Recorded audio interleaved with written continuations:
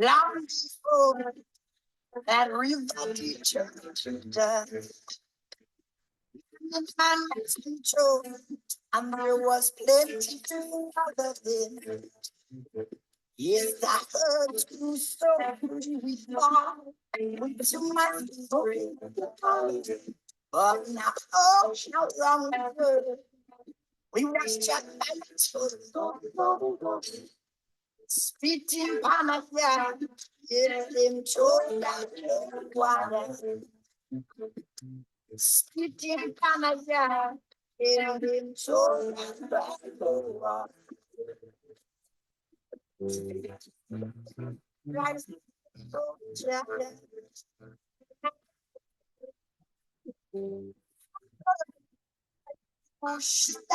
that. Fear not. Try to save your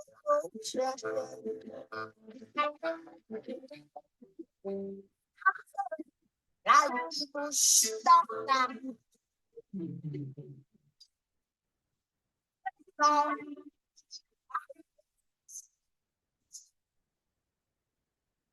We'll take on our shelter in the young tree. Fly on the taking our shelter underneath the young tree. Then she got out gold, men to sky to find the confused people, fighting against reality. The ego power game.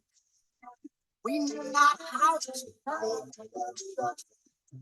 been running our way like torture, but I know we can survive.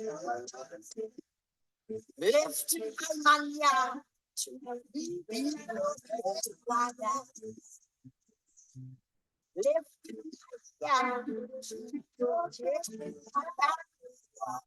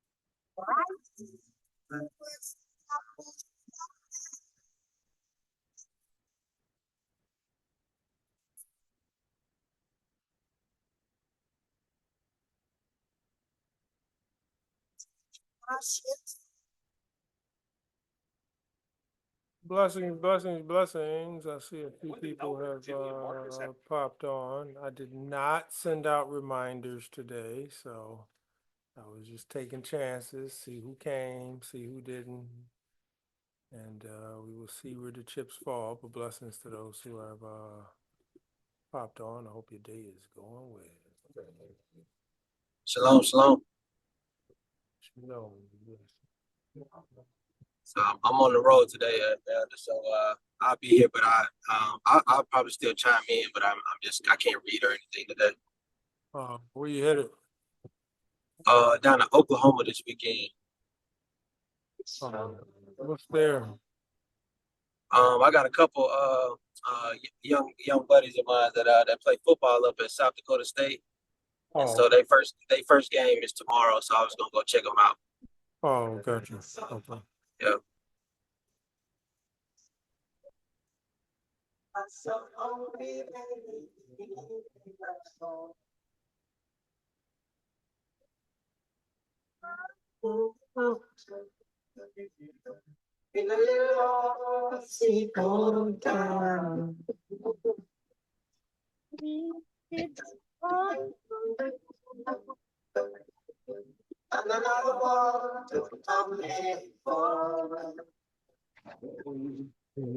Yes. So yeah, I did not send out reminders. I'm just going with the flow, see who pops up today. A few people said one or two people mentioned they was moving a little slower today. So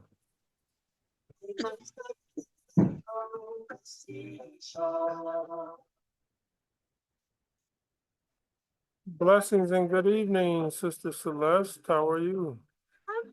Or Celeste, sorry.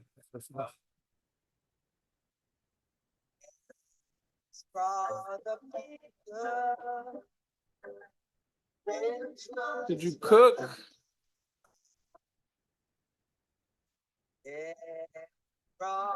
Brother T, how are you, sir?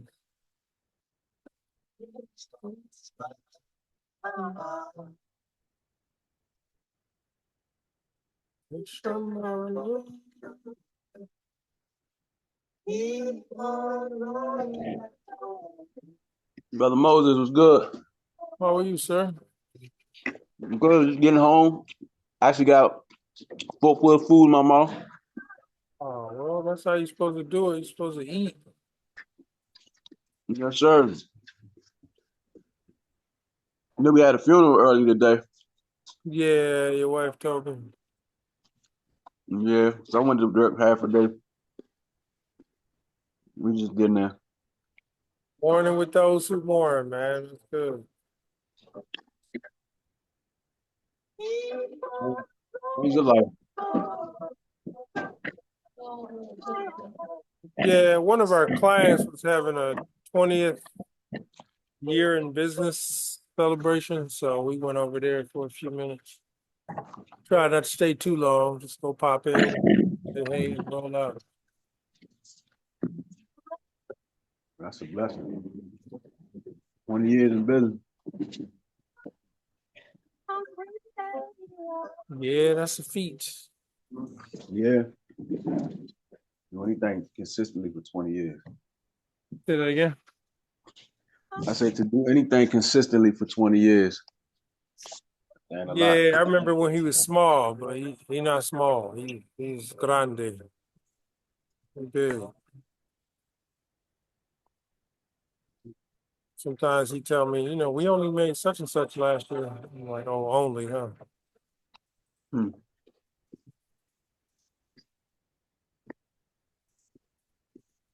But I don't want to be stuck with his burden, so I'm not. For those who want to do that, bless them.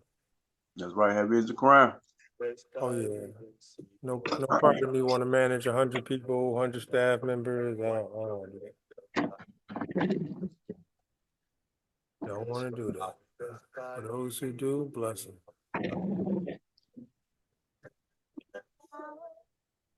Bless them, bless them. Yeah, so we're going to be looking at misunderstood Bible texts today. We'll go over a few of them.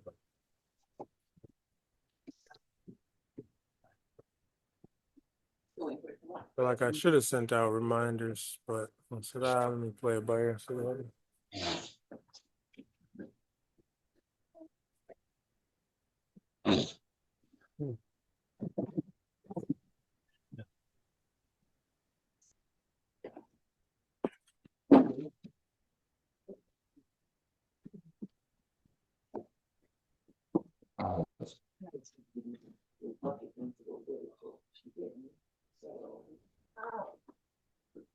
Brother Nikolai, how are you, sir?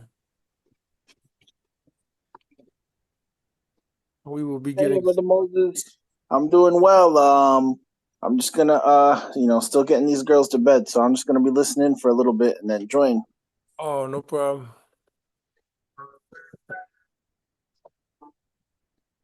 You know, children, if you put them to bed too early, they wake up early. You put them to bed too late, then they're off a schedule. So you got to come up with a good time.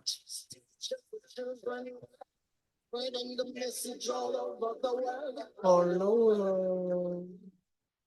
Oh, Lord. Yes, yes. Well, we will be getting started in about 3 more minutes. Again, I didn't send out reminders, so whoever pops in, pops in. But hopefully you're not driving and looking at the screen, but we're talking about a woman called Misunderstood. Misunderstood Bible text or misexplained or misinterpreted, whichever we do. So let they beg with food. So let's teach them in the school so they can learn by the rules.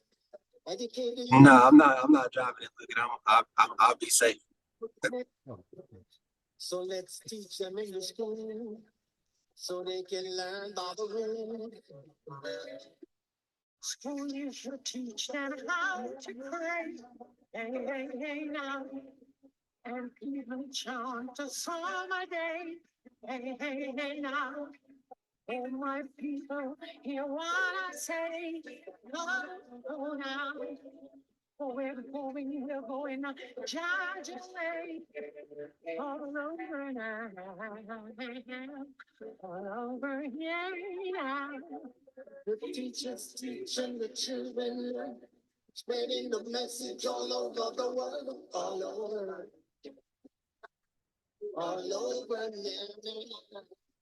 The teachers teaching the children, spreading the message all over the world, all over, all over.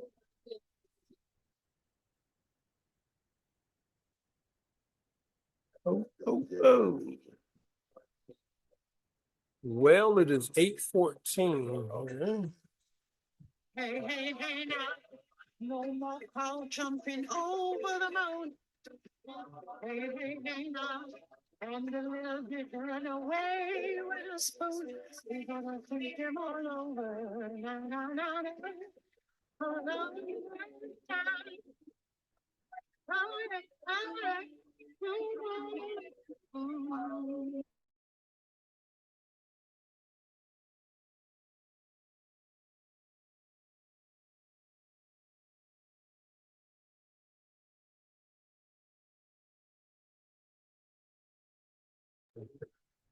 All over. The teachers teach and the children learn, spreading the message all over the world. All righty. Well, we have a few takers in the house this evening. I hope that everybody's week has went well and nothing of any disaster has occurred. Checking out what they're doing on Moose Study. Oh, well, blessings. Hi, Cable. Hey, y'all. Sorry, I forgot my mute was off. Oh, it's all right. As long as you're not saying nothing crazy. I think I was on a prayer call one day, and somebody got in the background and they were spewing really interesting things out their mouth. And I don't know if they just kind of coming into praying or they forgot that their mic was off, but sound like they need their some soap and water in their mouth or something. Nope, nothing like that. You know that this is a Bible prayer, right? This is men, so it was pretty colorful language. So yes, yes. Well, blessings. Again, I did not send out an invite, so for those who are on, blessings. I hope that your week went well, and Today we are dealing with the concept of misunderstood, and I actually labeled it miss like a woman, misunderstood Bible texts. And there are many texts that I think that people have come to misunderstand. And what I am going to do, almost like in, like I guess in formal debates, people put like the affirmative on the table and then kind of the opposite of that, affirmation. So I'm really just going to put on the table three particular texts that we'll go through. And this is just part one. Some of them don't dive too deep, but yet they do dive into analysis that just causes us to think. Uh, my wife and I just came from a client of ours who is a construction company. They had their 20th year in business this year. They invited us out.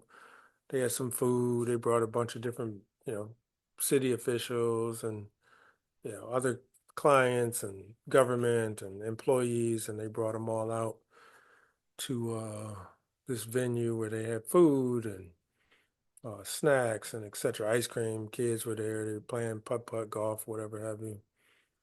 And the particular gentleman who owns the company is I think in some senses has become a dear friend of mine. He calls me his brother in Messiah.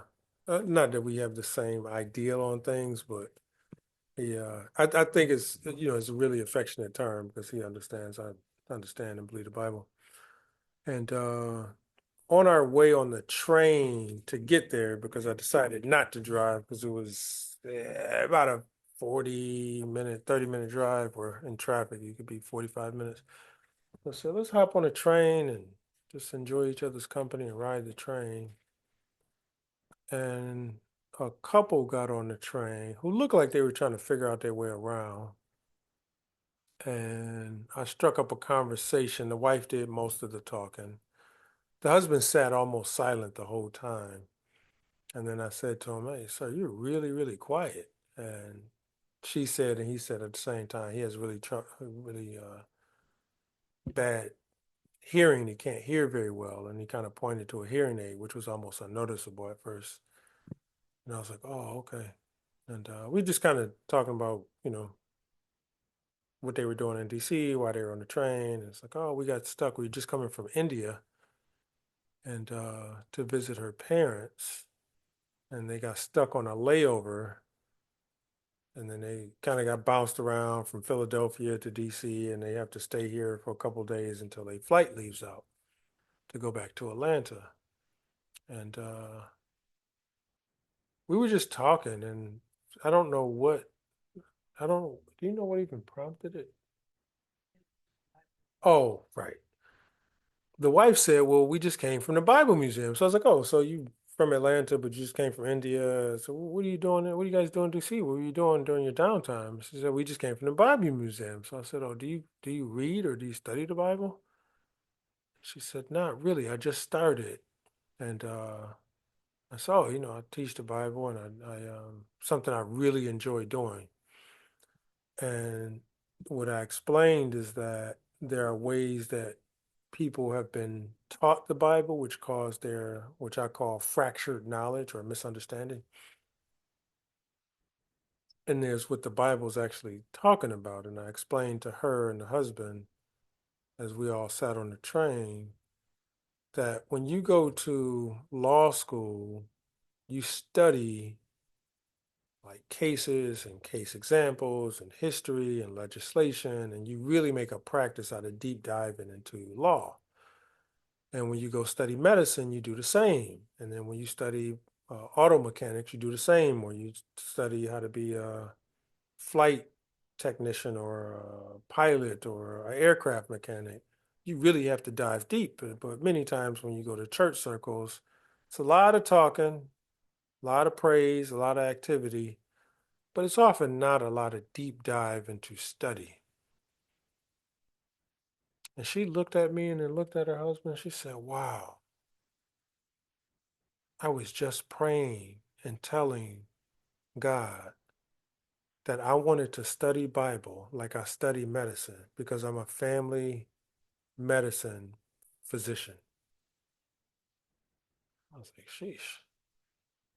So they started asking me, do you charge for Bible studies or do you? I said, no. I just do it. I mean, so there's a lot of other things that stand. So I gave him a business card. I had my business card on me. Gave him a business card, and we, struck up a conversation on the card, on the phone, on a train, and had a pretty decent conversation. But I think that the point that I'm making is that there are people trying to understand the text, and it does no good when people who parrot around things that they've heard and they misunderstand the text. So for today, we're going to look at a couple of texts on misunderstood Bible scriptures. So again, like I normally do, I'm kind of taking the liberty to throw some things out there. I'm sharing with you my research and study. Part of this is in part to agitate you. Like if you already read the Bible and like I kind of want to agitate you. And the word agitate kind of means to almost like rub against in a friction type of way. That's how you clean clothes. There's a text in the Bible that says something to the extent that the husband must love his wife as Messiah loves the church, you know, that he may present her, does it say, without spot or wrinkle? So without spot or wrinkle, if you have to present your wife like that using that language, and it's almost like you have to clean clothes, you have to agitate it, you have to like rub it up against stuff and create this friction. If you want a white sock, then that sock has to rub up against other material and agitate it to the point that it becomes clean. So in one sense, I want to agitate the thought where you're like, oh, is that why do you even bring that out? And in another sense, I'd like to just provoke people to read and examine and, come back and share what you think about the particular text. So misunderstood Bible text is what we'll be looking at. And pretty much the subtitle is Understanding Bible Texts as They Were Designed to Be Understood. And that could be a liberty for me to say, because one could say, well, what makes you think you understand it? Well, I think if you practice long enough, you kind of draw conclusions. Any thoughts on that at all before I kind of get started? Does anybody have any thoughts that they'd like to share on that? Anybody? Yeah, brother Moses. Just wanted to add to that the scriptures also say we should have two or more witnesses, and no one scripture's interpretation of itself. So definitely that would help us to come to a better conclusion, depending on what we're looking at. Yes, sir. That is correct. I know I was telling some folks last week, I was talking to a brother who made this statement about if you see things flying in your dreams, that means that it's evil spirits. And I'm just like, I don't know where you got the authority to say that from.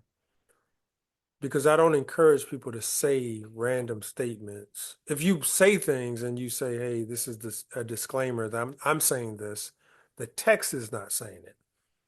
But when you say it with authority, I really encourage you to pull out a text to validate that. And people don't frame they don't frame their understanding like that. They frame their understanding off of hearsay.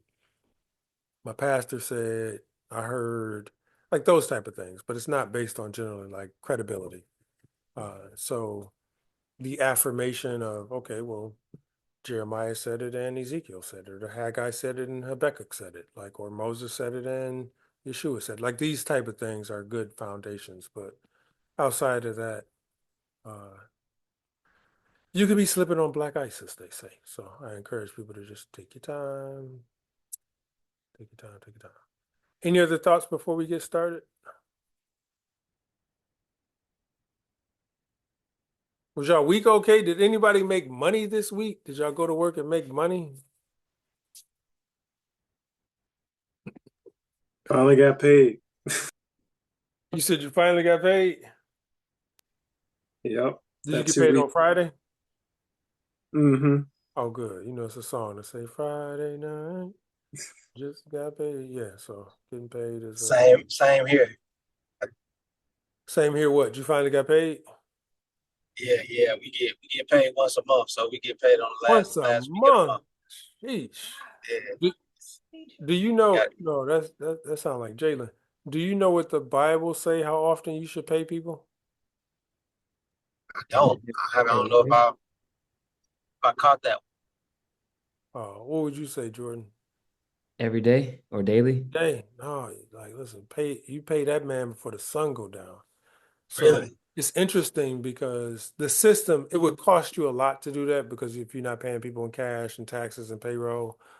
But as a practice, what I do when I hire someone new, I pay them when they start. So I paid you a week in advance. So I'm technically paying you before you start. Now, if you don't work, that's another thing, but I'm always ahead of time. So nobody can say, oh, you got my money. And then when it's all over, let's say you stop this week, you was already paid in advance. You can't come to me and say, hey, you treated me unjust or you owe me. No, no, no. Remember when you started, I paid you a week ahead of time. So I'm always paying people the day of, so to speak, because it's a week ahead. So I tried to pay people daily. That is an accounting nightmare. Oh So yeah. yeah, I figured the best thing I could do is pay them. But that once a month, Yeah. I mean, it helps with your budgeting, oh, it but that's definitely helped about with it. the budget. I would not argue that. Uh, That's about it. Hey, you mad until the end of the month. oh yeah, yeah. I remember when I worked for the university, they would pay us on the 1st and 16th. So when it was more than 30 days in a month, you waiting those extra days you have to wait around wasn't cool all the time. So what were you gonna say, Yeah, Jordan? February was your favorite month. Oh yeah. Yeah, yeah, yeah. Uh I just had a quick comment on at least where I'm at in terms of understanding the Bible. Like growing up, it was just encouraged, okay, you just read your Bible. There was no, I mean, there was Bible study, but it wasn't in depth like what you've shown, at least what I've seen over the past few Fridays. It's never been that in depth in terms of how we're digging deeper into the text and really trying to like pause and critically think. And I think being able to see this, it's like I really haven't really been studying the Bible, just been reading it. And that's why I'm looking forward to this part of this mini series that you're doing because it's very enlightening to me in my Bible study and just my walk in terms of trying to understand the text. Hallelujah. I would tell you this that one of the things that agitated me most is I was, let's say, 14, maybe 15, and we had a dinner at my grandmother's house. And my uncle and aunt have 10 children, but at the time, let's say they had six. My uncle and aunt come, my other aunt comes, and maybe my other uncle comes. And between the grandkids, let's say it's like 20 grandchildren there. Before we eat dinner, for some reason, somebody puts on the table that all of us need to say a Bible verse that we've memorized. And my uncle and aunt's children are going around and they quoting like 6 verse, like they going in deep. Like, thus saith the prophet Haggai. He came into me in the 7th year, at the year of King Ahasuerus. I mean, they going all the way in. And me and my brothers look, and we go to church every week. And we look at he come to us and we like, all right, Jesus wept. I mean, that's all I can give you. And that I remember that so vividly because it agitated me so much. Why don't I know the text that well?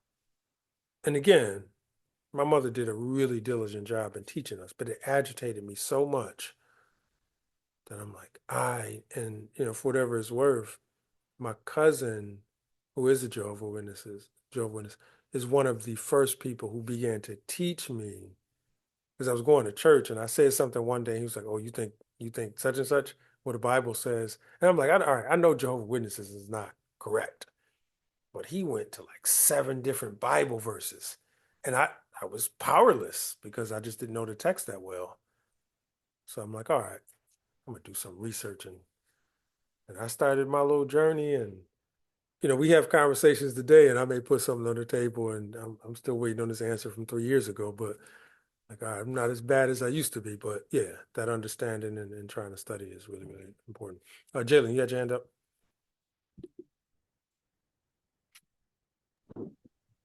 Yeah. I just wanted to kind of come out what Jordan said. Um, for me, like I know, yeah, I grew up in church or whatever, but one thing I noticed, like especially coming into this truth, is that like one thing that they at least from where I grew up in church, they didn't train us to be able to defend our No. faith, or to be able to defend my faith, right? So I can say I was a Christian, and I knew some Bible stories and some different things like that, but and if somebody was to ask me like what I believe on this topic in the Bible, back when I was going to church, I wouldn't have been able to answer the question. I wouldn't have been able to answer a lot of questions. So that's been my biggest motivation. I jumped around from church to church, especially when I came into adulthood before I came into the truth. Like just trying to find something where somebody was doing that and just trying to find some community. But um, so that's why I love these type of teachings, and I'm looking forward to it as well. But I think that's one of the biggest reasons why this type of topic is important. Yes, sir. Well, I think it is a blessing to get knowledge, but then the text says, with all you're getting, get understanding. And the difference between knowledge and understanding. Knowledge is pretty much just information. Understanding is, amongst other things, how to comprehend that information, while wisdom is generally how to apply the information. So understanding is really like the depths of the mechanics of the knowledge. So you can know if you jack up a car, it's going to lift up, but you need to understand how to calibrate weight so the thing won't fall under you. You need to understand, don't get under it at this part or hoist it up at the wrong part, because if you just jack a car up at the wrong place and it fall, you're a goner. And that's understanding. So yeah, getting that teaching is important. So we will start in Psalms chapter 111, if I can get somebody to open up. Psalms chapter 111, and we'll read verse 4 through 10. And we are going to go ahead and jump in. Psalms 111, and we'll start with verses 4 through 10. Jordan, you mind reading that for us? Yep. Yes, sir. All right, I'm reading out the New King James Version. I'm at verse 4. He has made his wonderful works to be remembered. The Lord is gracious and full of compassion. He has given food to those who fear him. He will ever be mindful of his covenant. He has declared to his people the power of his works and giving them the heritage of the nations. The works of his hands are verity and justice. All his precepts are sure. They stand fast forever and ever and are done in truth and uprightness. He has sent redemption to his people. He has commanded his covenant forever. Holy and awesome is his name. Verse 10, the fear of the Lord is the beginning of wisdom. A good understanding have all those who do his commandments. His praise endures forever. So a good understanding have all those who not read his commandments or research his commandments, but a good understanding have all those who do or maintain or guard or protect or keep his commandment. So one way to increase in understanding, as I explain to people, like the way I view it, and again, this could be my personal opinion, it could be true.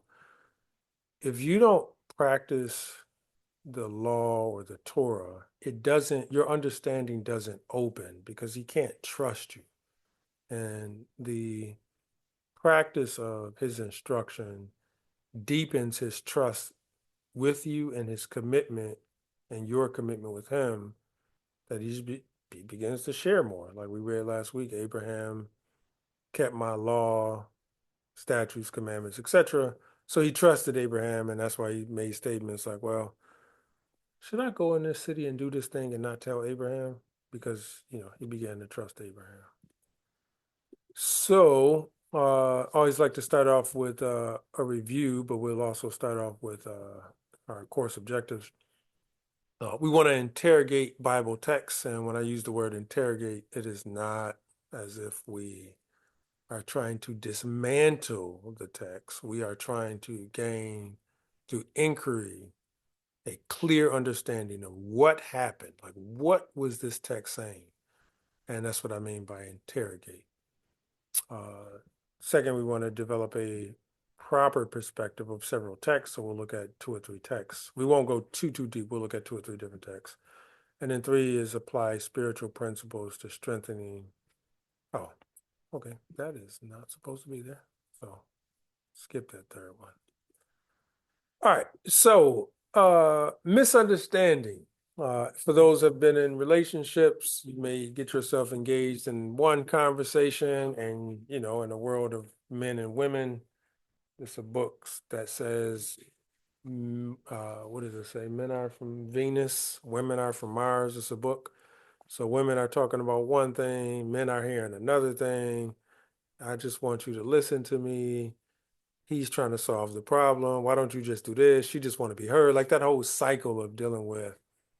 But in this sense, she being understanding, if you would, or misunderstanding, she's always talking, but you are barely listening, right? So that's how things get misunderstood. The text is screaming at us to apply this teaching this way, and it does it so many different times. And if you really begin to listen to the text and you really like draw out from it, it'll explain to you what it is saying versus what people say about it, or you hear about it, or what you think about it. And again, we're not getting into this depth, but this thought about exegeses and eisegeses.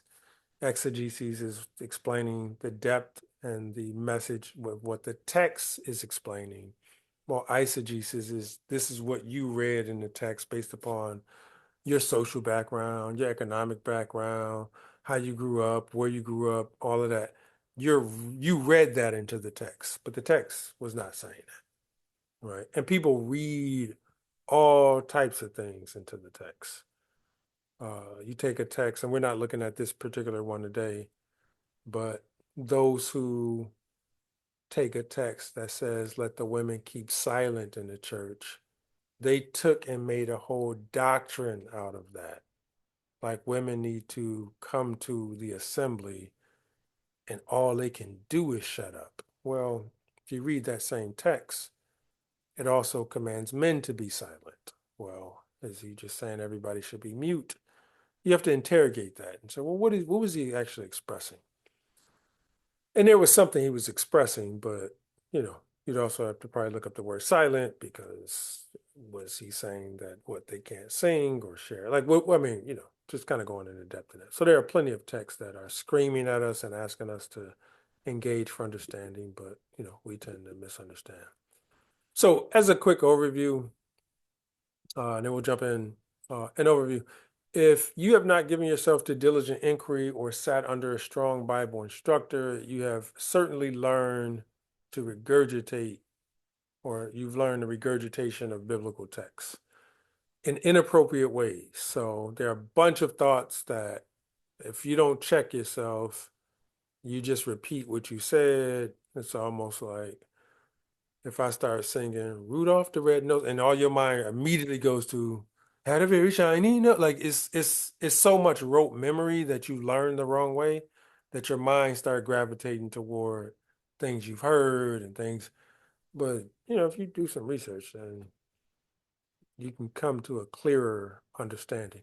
Now, we'll warn that if you come to a clearer understanding of what the text is saying, and the dominant norm is saying something opposite of that text, then you're going to be in opposition with the dominant norm, and you're going to be treated as all types of stuff, a heretic, a loser, confused, I don't know who you studying with, that type of stuff. And again, your assurance has to be that you understand the context of it, the words being used. And again, I may not share everything that I understand about a text because I may perceive that the person or people I'm talking to don't conceive it that way, and it wouldn't even be worth sharing with them, right? So fractured knowledge, I talk about this a lot of times in training circles for some of I run a training company. And I talk about fractured knowledge a lot because fractured knowledge or misunderstanding of text produces three main things. It could produce a bunch of other things. Uncertainty, an increase in uncertainty or confusion because people struggle to make sense of incomplete information or reconcile different pieces of data. So, well, this person said this, and this person said this, and this person said this. So you're uncertain about what anything says because you have fractured knowledge. So you can't do much with fractured knowledge. You can't put together a full puzzle or composite picture with fractured knowledge. So you have to gain an understanding of what the text is saying to get deeper information. Second is gaps in understanding. So just like laying bricks or learning the alphabet, if you can't understand sounds, it stifles your ability to understand words. If you can't add, it stifles your ability to multiply. So Kappa and Jordan, you both are teachers, correct? Like in a public school system setting. Yes. Yeah. So if a person doesn't understand phonics or like addition, like what happens when you try to teach them multiplication? They're not ready for it. Don't understand. They need remedial learning or they need additional help. Yeah, and in education circles, they say it's a gap in understanding. Until we fill that gap, it's almost like laying a brick. I can't lay another brick on top of the brick if the brick laid below it is laid incorrectly. I would have to take it apart and then, kind of lay it if I want a clean and straight wall. But if the lower level is crooked and I keep building up, the rest of it's going to be crooked. If you don't understand the alphabet and phonics, then probably can't really teach you how to read. I can teach you sight words, but at some point you're still going to be stifled because when I say encyclopedia, you've never learned how to pronounce. It's just going to fracture your knowledge. It's gaps in understanding. And the last is challenging communication. Now, there are a bunch of others, but these are the three I chose. Challenges in communication. So when knowledge is not cohesive, it can be difficult to communicate ideas effectively, leading to miscommunication or false understanding. So one of the things I've come across is that I'm talking to somebody, and I've even listened last night, I listened to two people talk about the Bible, and one person showed a Bible text and then had they were like disagreeing on it, and I was listening to it. And he had them look up the word, and the word said the exact opposite of what the guy had been spewing out his mouth for 10 minutes. And he read the word, and then he tried to change other things to be true so it fit his view. And people do that a lot. And what I call it is tap dancing. They got a cane in front of them, and the cane is holding them up, or the crutch is holding them up. So I will snatch the crutch away from you and snap that cane away from you and see if you can stand on your own merit. That text and the way that you're applying it does not mean that under any circumstance, but people would defer back to, well, that's what I believe. And that's cool. As long as you can say you believe that and that's not what the text is saying, you have no argument with me. You can go on and believe, you can put, a tooth under your pillow and the fairy is going to believe it, or you can go and believe whatever you want to believe in the Bible. You have that right. I'm not going to take that away from you. And maybe at some point you will realize you have fractured knowledge and you need to come to a deeper understanding. So with all that being said, we will jump into, I was going to do think, pair, share, but I think that because a few people are occupied, I may skip that. I can't tell, some people got the blacked out screen. So we're going to do this thing called think, pair, share, where I share the text and you pair with somebody and we'll share out what you think about it. But I'll skip that for the time being, but we'll revisit that kind of strategy. So I'll start with this one. This is one of my favorite texts that I've come to understand. And I'm going to provoke you with this text, okay? And the provocation will be investigatory. Now, people have destroyed this verse. And what have you heard? Anybody can share, but what have you heard people say about this Bible verse? Anybody, anything come to mind? The first bullet point, that the love of money inherently leads to evil. Like you should feel guilty for being rich. Christians shouldn't be rich, or believers in general. Yeah. Anybody else, Jordan? I'll just be transparent. I haven't actually studied this, but just me based off going off, what I've heard around the church and just, I guess, Christian folk. Um, some people say money's evil or money isn't evil, or money is a magnifier of what the person already is. And so I've heard different things on different stances on this, but I haven't really dove in to be able to definitively say this is what it's saying. Yes, sir. Anybody else? Nikolai? Hey guys. Um, I mean, when I hear it, I think of like an idol.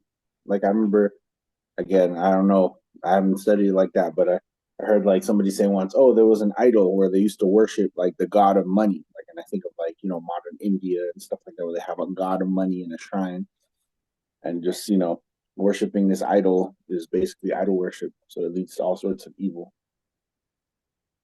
Yeah, well, I've heard, and I normally stop people when they say it. See, I'm in the middle of a conversation. We're talking, the conversation's just going, and people mention something that somebody did, and it has some dollar amount attached to it. So money is the root of all evil. Whoa, whoa, whoa, whoa, whoa.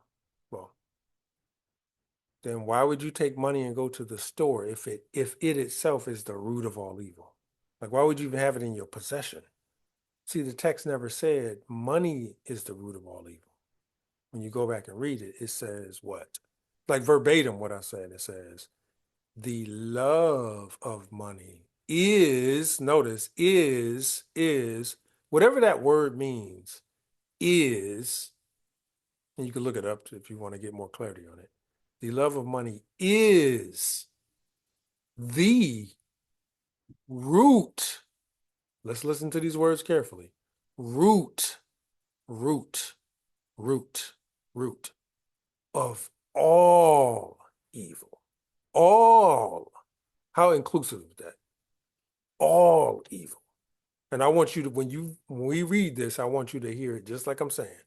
The love of money is the root of all evil. All of it. All of it. Jordan, yes, sir.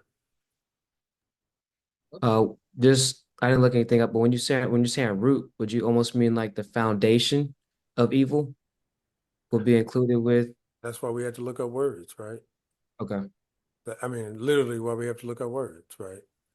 The root. Mhm. Now, when I hear root, I hear foundation, right? And people view words differently. So like a seed itself dies and forms roots. Like when you think of agriculture, if you plant a tomato seed in the ground, the seed has to die first. And from its death, it sprouts upward, and downward forms the root. And the roots grow, and then they circulate, and then they grow, and then they circulate, and they spread out, and they circulate.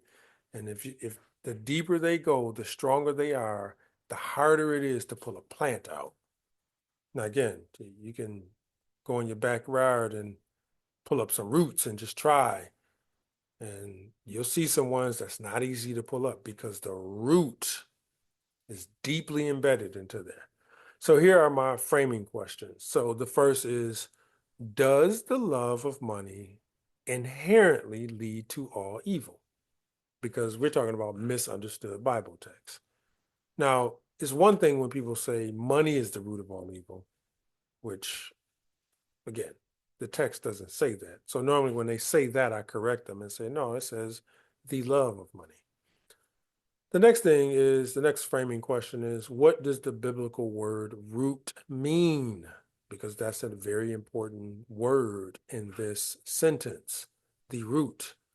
The next is, when a man commits evil against a woman or another man, what is driving him or her? So these are my framing questions. So when I began to investigate this, and I remember telling somebody years ago, and this is, probably like 08, 07 or something. I was talking to a particular brother of mine. I said, man, the love of money is not the root of all evil. And, people look at you like, well, do you believe the Bible? I mean, you think like he's talking about $50 bills, like, oh, Scrooge McDuck back swimming in money. Do you think that was his point? And it could be. But let's investigate that, because I want to take you a little deeper into what I believe that the text is expressing. So if somebody can go to Leviticus chapter 18, and we will read verse 23. Now, keep in mind, we're talking about evil. We're talking about the root of evil. And I want you to think about the tendency to behave in certain ways, and something is driving you to do that. Now, what this should cause, because again, I talked about agitation and provocation, what this should cause when we read these texts is it should provoke you a little bit. And what the provocation should be is, yeah, that's a good question there. Okay, so we're gonna look at Leviticus chapter 18. And if somebody can pick it up, we'll look at verse 22. I Leviticus got, 18 and verse 22. I got it. All right, verse 22. You shall not lie with the male as with a woman. It is an abomination. Okay, so ye shall not, like a man shouldn't lay down and cohabitate with a man like he would with a woman, because that is an abomination. Now, Mhm. let's say a person wants to do that. My question is money on their mind? Because we said the root, right? So this type of behavior is explaining a type of behavior and a type of deviance that I'm asking. Are they thinking about $100? It's all about the Benjamins, baby. Is that in their mind when they're doing this? Like laying down with, is this what the text is explaining? Okay, let's keep reading, just because I'm curious. I'm trying to see what was the book of Timothy talking about in 1 Timothy 6:10, and if this is applicable to what Deuteronomy was explaining. Okay, so keep going. And then verse 23. Nor shall you mate any animal to defile yourself with it, nor shall any woman stand before an animal to mate with it. It is perversion. Okay, now, just out of curiosity, anybody can answer. Do you think people weren't doing these things? Because he's mentioning it because it was happening. Now, does anybody think that people wasn't like, oh, man, that sheep over there is looking real great? Like, do you think people weren't doing these things? Anybody like think that this wasn't happening? I mean, people were pretty wicked back, in Noah's day, and Mhm. then God, wiped out the earth because it was so evil and wicked. This is, I guess, post flood. So I mean, it still has to be around if if these are being stated.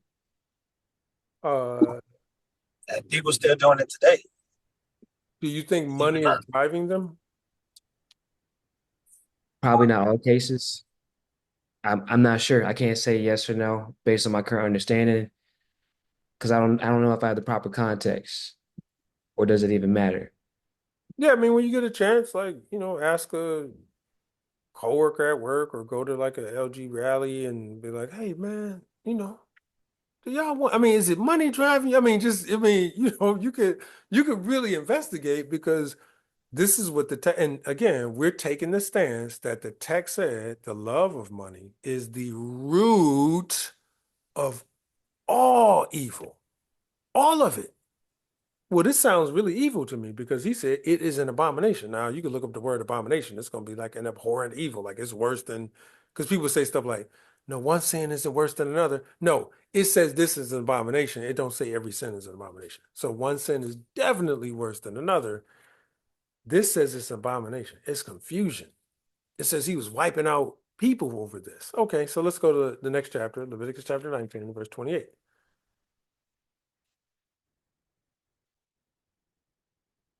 All right, I got it. Verse 28. You shall not make any cuttings in your flesh for the dead, nor tattoo any marks on you. I am the Lord. Okay, let's say, I mean, I'm kind of leading to the conclusion if he say don't do this, if you do this, like you're sinning and it's evil. Like it's just simple for me. It's just like I don't have to go too much into it. But if you do opposite of this, if you do that, I think whatever this means, he concludes that it's evil, right? And people say, well, it's only for dead or it's just for whatever. Is it right or is it wrong? Is it good or is it evil? All right. Is money motivating this? Again, that's my question.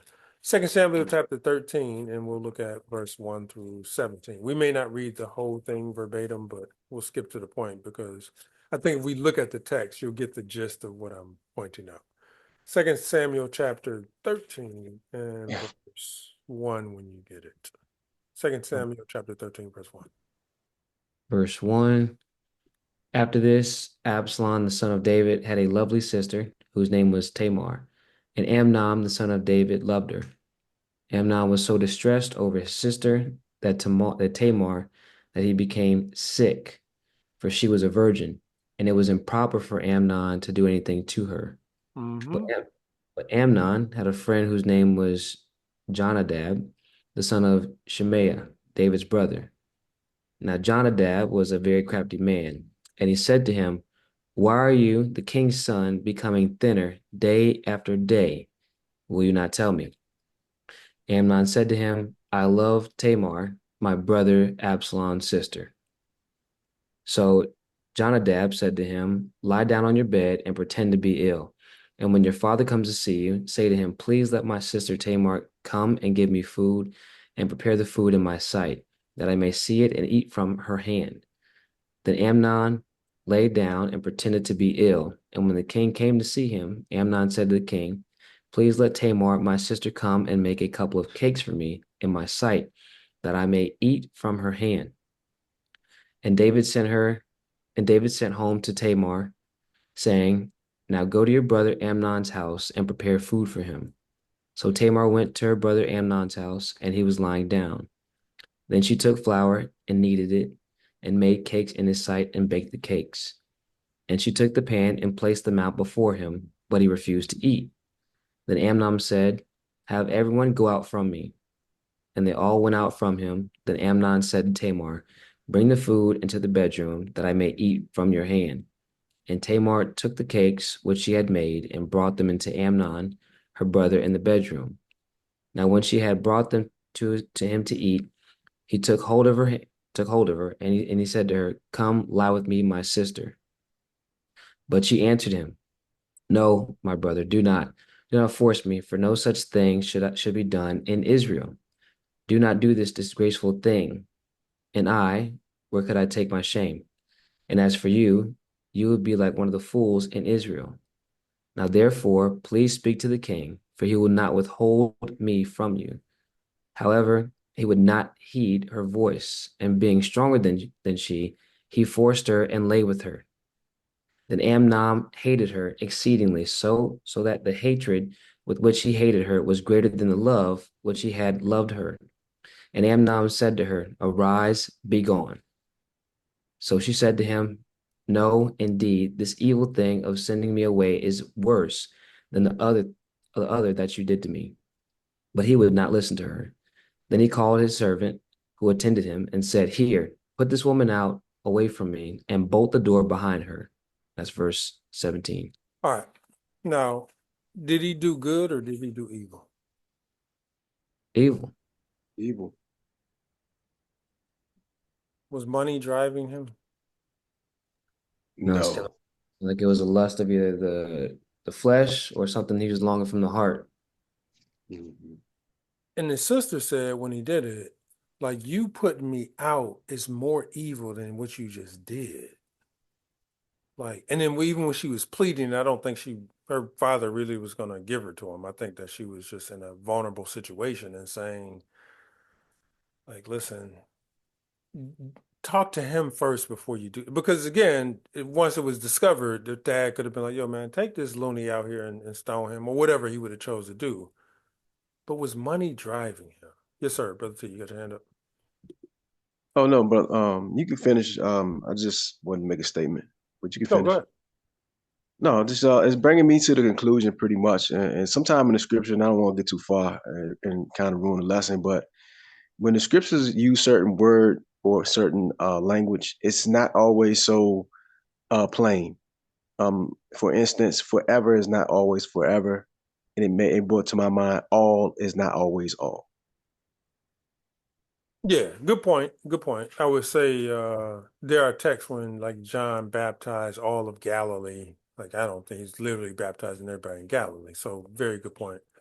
But there's a point that is being made in this that is kind of opposite of that point. So we're going to look up the Greek word. So we're looking up the word love of money, right? So if you go to the Blue Letter Bible, for example, which I'll pull up just for reference sake, I'll show it on the screen, but the love of money. And I will show this on the screen so you can see, but you can also look it up as at your pleasure. So we're looking up the text in 1 Timothy chapter 6, verse 10. Now again, we're going with the thought pattern. Literally, the letters of the text says the love of money is the root of all evil. But through this provocation and through agitation, we're going to say, well, is that really what the text is saying? Like dollars and commerce? So we're in 1 Timothy chapter 6, verse 10. We are going to look up the phrase love of money. I'm going to click on that. You will see the Greek word, which is phila, which means love. So take Philadelphia, or like it's different type of loves in the New Testament, like agape, eros, phila, like which love of like almost like brotherly love. So we're gonna look up the Greek word. Strong's G 5365. Philarguria. Philarguria. And when we look that word up, we are going to see some of the words that are used. It says love of money or avarice. Avarice. Okay. Then we're going to look up this Vine Expository Dictionary, which is another Hebrew or biblical aid. Not Hebrew, but Greek. And notice what it says here, and I'm calling this to your attention particularly. It says love of money here. And then here, notice what we're reading here. It says from filio and argyros, silver,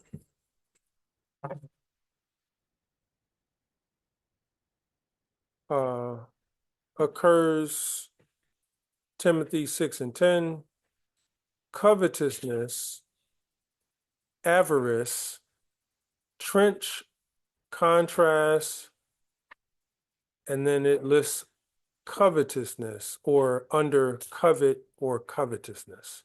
And if you look up another text, for example, it talks about the Pharisees, which were covetous. Hold on one second.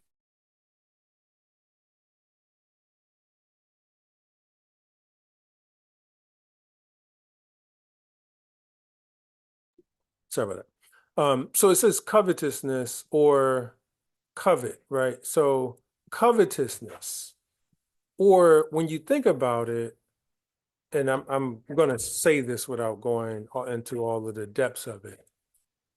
Covetousness, or what one can do for self, is the root of all evil. So what Timothy was explaining, which part has to do with avarice or money or greed, the depth of what he explains is what one can do for self to benefit self is the root of all evil. The root of all evil. So take this into, let's say, Lucifer or Satan getting kicked out of heaven. Well, he wanted to be in a position of the Almighty, what one can do for self. Take the rape of the brother to his sister, what one can do for self. Take conquering the world and gaining empire, what the devil offered Messiah, what one can do for self. That is the root of all evil. You could even look at the opposite of love, and one could say hate, but the opposite of love, and again, you can research it yourself, is selfishness. What one can do for self. That's the root of all evil. So when we dive deeper into the text, it's not necessarily just saying a dollar amount. That's not really what's being expressed. What one can do for self is the root of all evil. That's it. Again, the love of money, or as it says here, covetousness. So when you look into the deeper, what it was saying here, covetousness, or what one can do for self is the root of all evil. I'll pause there. Thoughts? Yes, sir. Kepa. And a question. So I missed for a second the link between covetousness and the what one can do for self. Yeah, so the word covetous, like when you look it up, is about desiring something that is not yours. And the base of it is gain for self. It's like, if thou shalt not covet thy neighbor's what? Wife. And if a person took his neighbor's wife, that's what he can gain for himself. Thy neighbor's house, if you took Ahab and his wife, Ahab and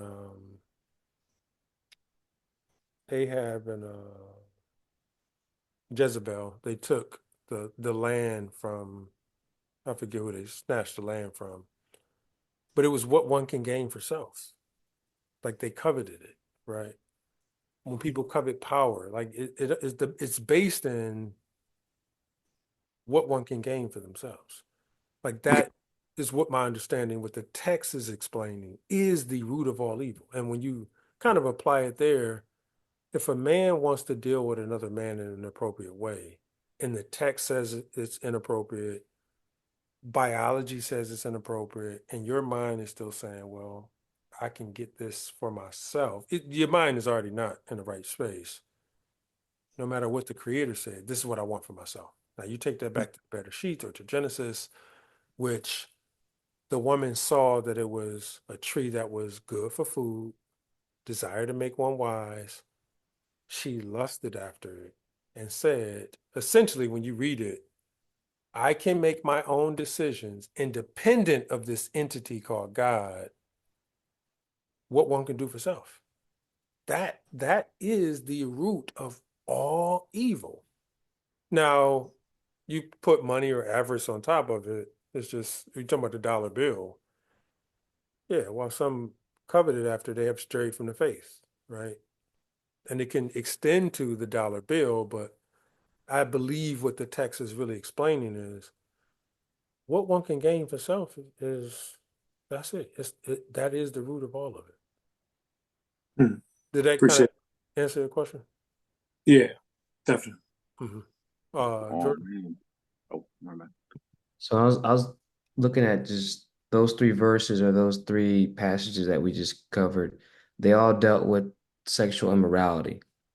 And so I guess like the point, I'm just trying to make sure I'm understanding this correct. So basically like them, I guess the reader should know that what they were trying to do was going against God's commandments and laws, which would fall under um I guess rebellion, but at the same time it's covetousness, like trying to acquire something that's not what you shouldn't be doing, what you shouldn't have. Yeah. So covet, yearn to possess or to have, right? Okay. And why would you yearn to possess or to have your sister? And you did it in such an inordinate way that you violated her, but it benefited you. It was what you could do for yourself. That's how you could despise your own neighbor, because it was something you could gain. That's why the Pharisees wanted to see Messiah put out of power, because the text said the Pharisees who were covetousness. If this man keeps doing what he's doing, we shall lose our seat and authority with the Romans. Well, it's what one could do for self.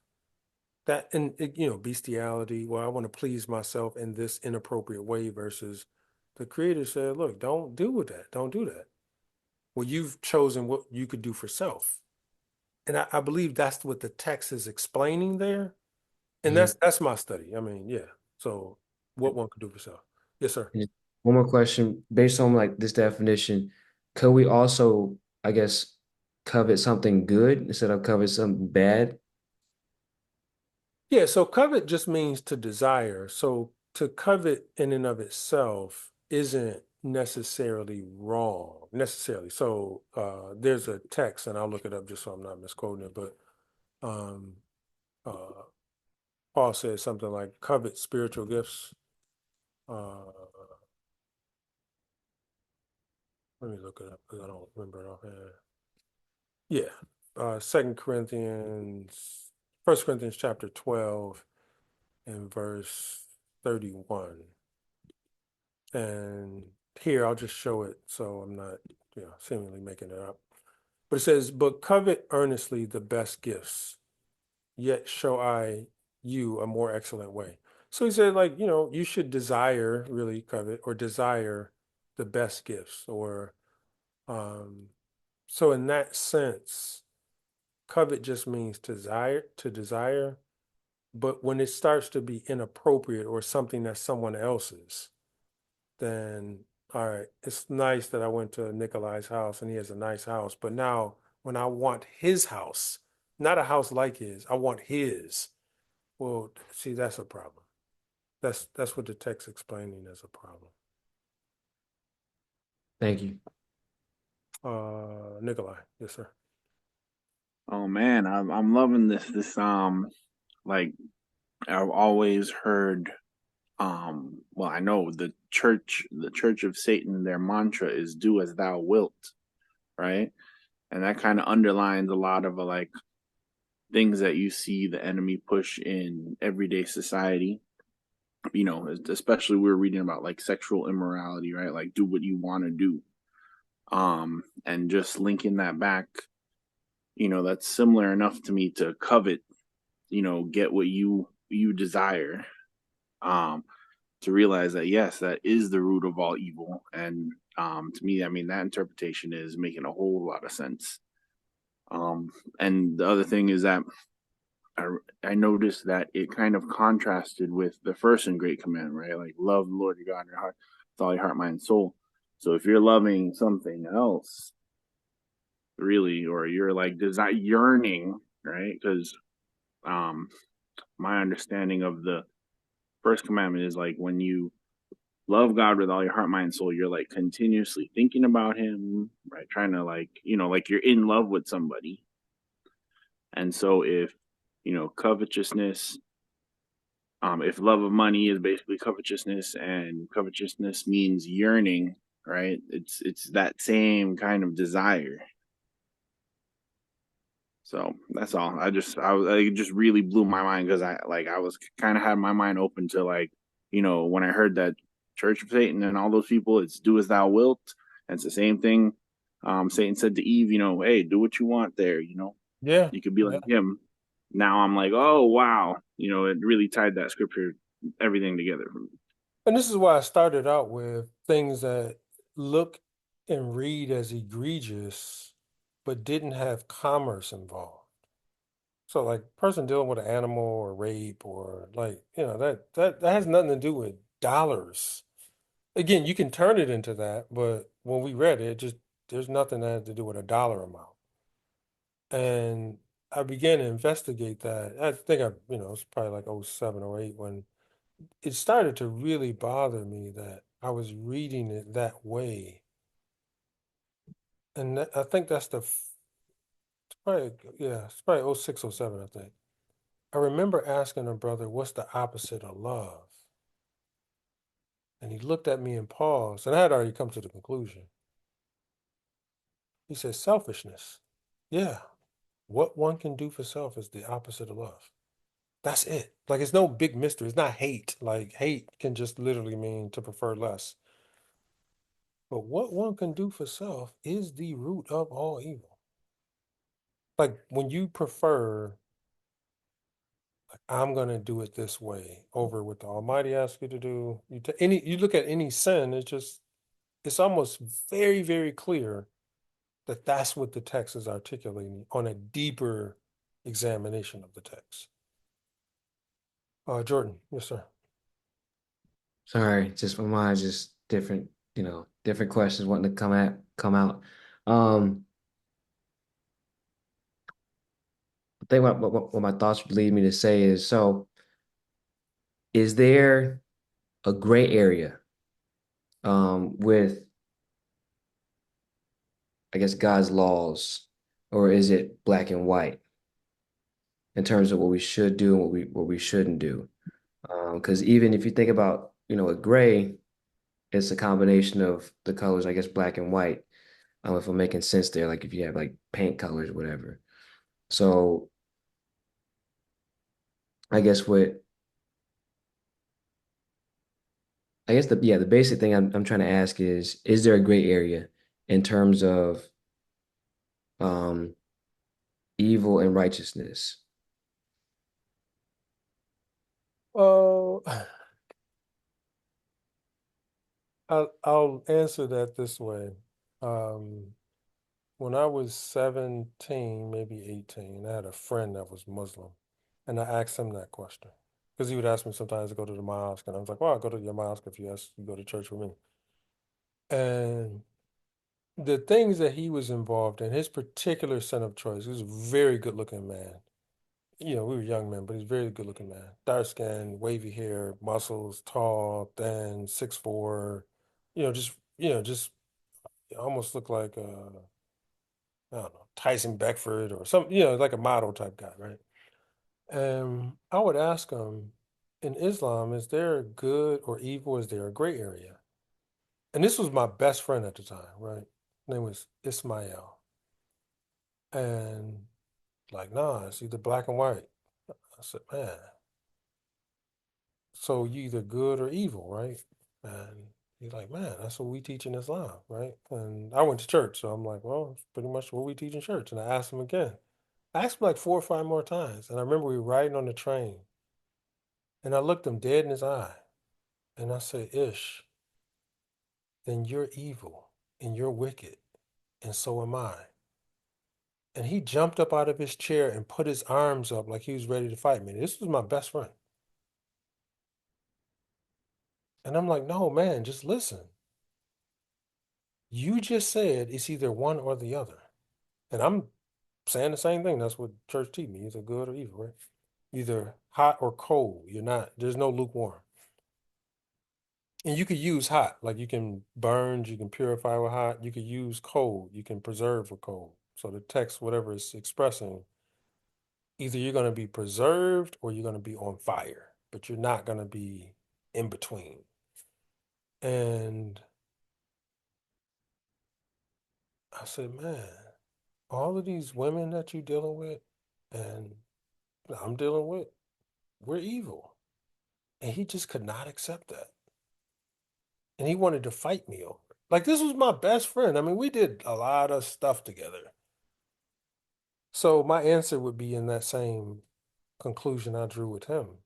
It's hot or cold, bro. It's not like, well, I steal sometimes, lie sometimes, fornicate some. No, no, no, no. You on this side, or like Joshua said, choose ye this day. As for me and my house, this is what we gonna do. So for me, it's one or the other. Thank you. Yes, yes. All right, we're running a little bit behind, but if it's okay with y'all, what do y'all think about that? We could do one more, and I'll kind of stop at 2. I don't think we'll cover 3 just because it's 20 after 9. But you want to do one more? Cool. All righty. All right.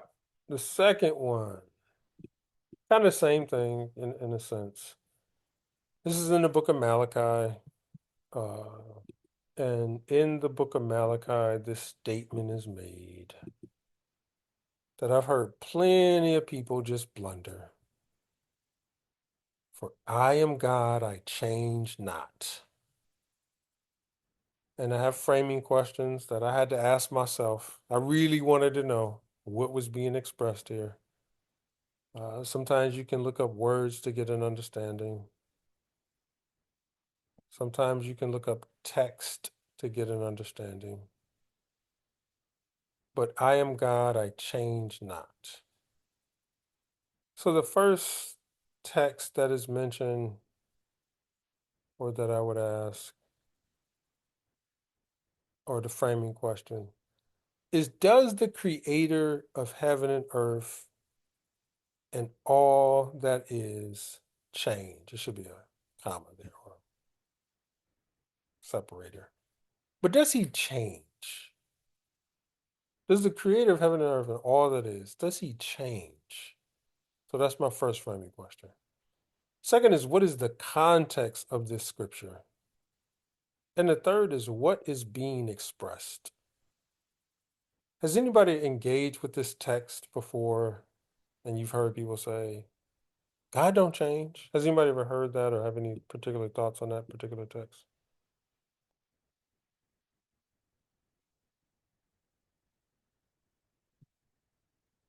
That's always been my understanding of. I think it was verse. Uh, in him is no shadow of turning, or something like that. Um, he's the same yesterday, forever, today, forever. I might be. I'm not even sure if it is a verse. I might be paraphrasing a saying. Yeah, the yesterday, today, and forevermore is a text. I think that's like in Hebrews. This particular one is in Malachi chapter 3, but it's quoted a lot. And again, this is as I'm listening to people, I'm like, what Bible are y'all reading? And I had to ask myself, what Bible am I reading? Like, what in the world is this talking about? So these were my 3 framing questions. Does anybody else have any thought on that at all?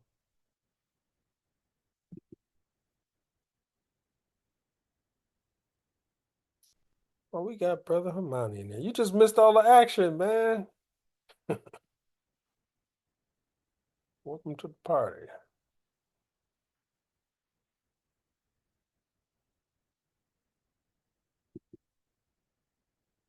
Anybody else have any thought on this text?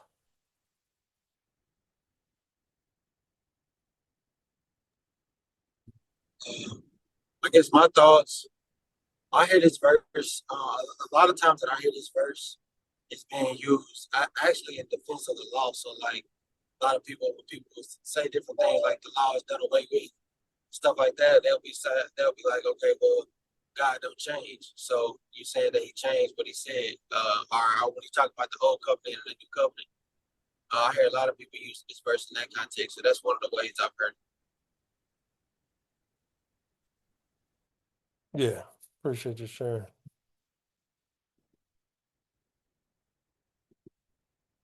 Well, let's jump into this one here. I'll start at Numbers chapter 27 and verse 11. We'll read some of it and I'll paraphrase the rest. If somebody cares to read, then that's fine. Looks like Jordan left the microphone. Or as they say in Germany, the Mikrofon. Mikrofon.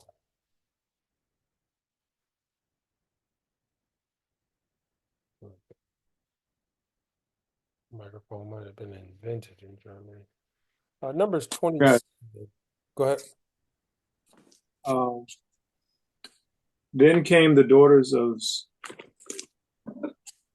the daughters of Zelophehad, the son of Hefer, the son of Gilead, the son of Machir, the son of Manasseh, of the families of Manasseh, the son of Jehosaphat. And these are the names of his daughters: Mahlah, Noah, and Hoglah, and Milcah, and Tirzah. I picked the wrong one to read. And they stood before Moshe and before Eleazar the priest, and before the princes and all the congregation by the door of the tabernacle of the congregation, saying, sorry, I lost my page here. Saying, our father died in the wilderness, and he was not in the company of them that gathered themselves together against Yah, in the company of Korah, but died in his own sin and had no sons.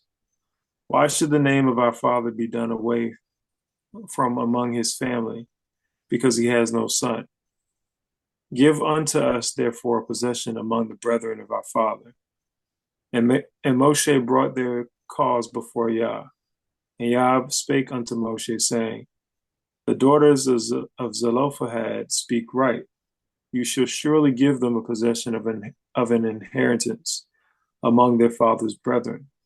And you shall cause the inheritance of their father to pass unto them. And you shall speak unto the children of Israel, saying, if a man die and have no son, then you shall cause his inheritance to pass unto his daughter. And if he have no daughter, then you shall give his inheritance unto his brethren. And if he has no brethren, then you shall give his inheritance unto his father's brethren. And if his father have no brethren, then you shall give his inheritance unto his kinsman that is next to him of his family, and he shall possess it. And it shall be unto the children of Israel a statute of judgment as Yah commanded Moses. So prior to the daughters of Zelophehad, Noah, Malha, and the other three sisters bringing this cause, like our father died, he didn't do anything wrong. He died in the wilderness. He died of a good and old age, but he had no sons. Why should we not have an inheritance? And they came and they spoke justly. And notice the Almighty's response. Moses brought their cause before Yah, right? And then the Almighty spoke unto Moses and said, they speak right. Well, what was spoken before? Hey, if a man die, then it go to his son. It don't say anything about his daughter. This is a change. And he made it emphatic that it's a change. They spoke correctly. I want this to happen from now forward. That's a change. Like we can call whatever we want, we can justify it. That is a change. All right. So this is the first text. Numbers chapter 15. We could talk about it, but I'm just pointing it out first, right? And I'm not, people can go, oh, the Bible contradicts. I'm not saying that. I'm saying that is something clearly being expressed and it's not what we interpret it as. So Numbers chapter 15, and we'll look at verse 32. Numbers chapter 15 and verse 32. I got it. Yes, sir. So, verse 32 says, now while the children of Israel were in the wilderness, they found a man gathering sticks on the Sabbath day. On the Sabbath day. Now 6 days ye shall labor and do all your work, and the seventh day is the Sabbath. Ye should do no work therein. You, your neighbor, your manservant, your ox, all that, right? This man got the audacity to be gathering sticks on the Sabbath day. Okay, keep reading. And those who found him gathering sticks brought him to Moses and Aaron and to all the congregation.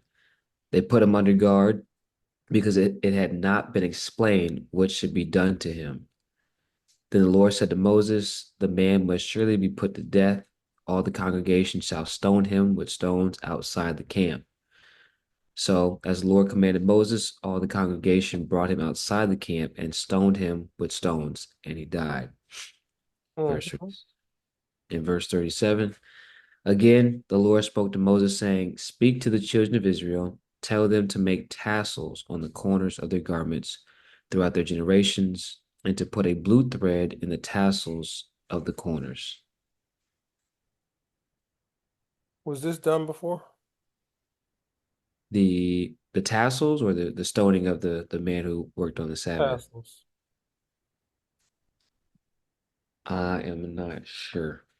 I mean, Yeah, this qualifies a change to me. But if anybody else got anything to say about it, was this, I mean, were they putting like a tassel or fringe with a borders in their garments? Like it looks very clearly like this man was out doing something he didn't have to do, wasn't supposed to be doing. And right after they stoned him, the Almighty said, look, man, put this man away and stone him.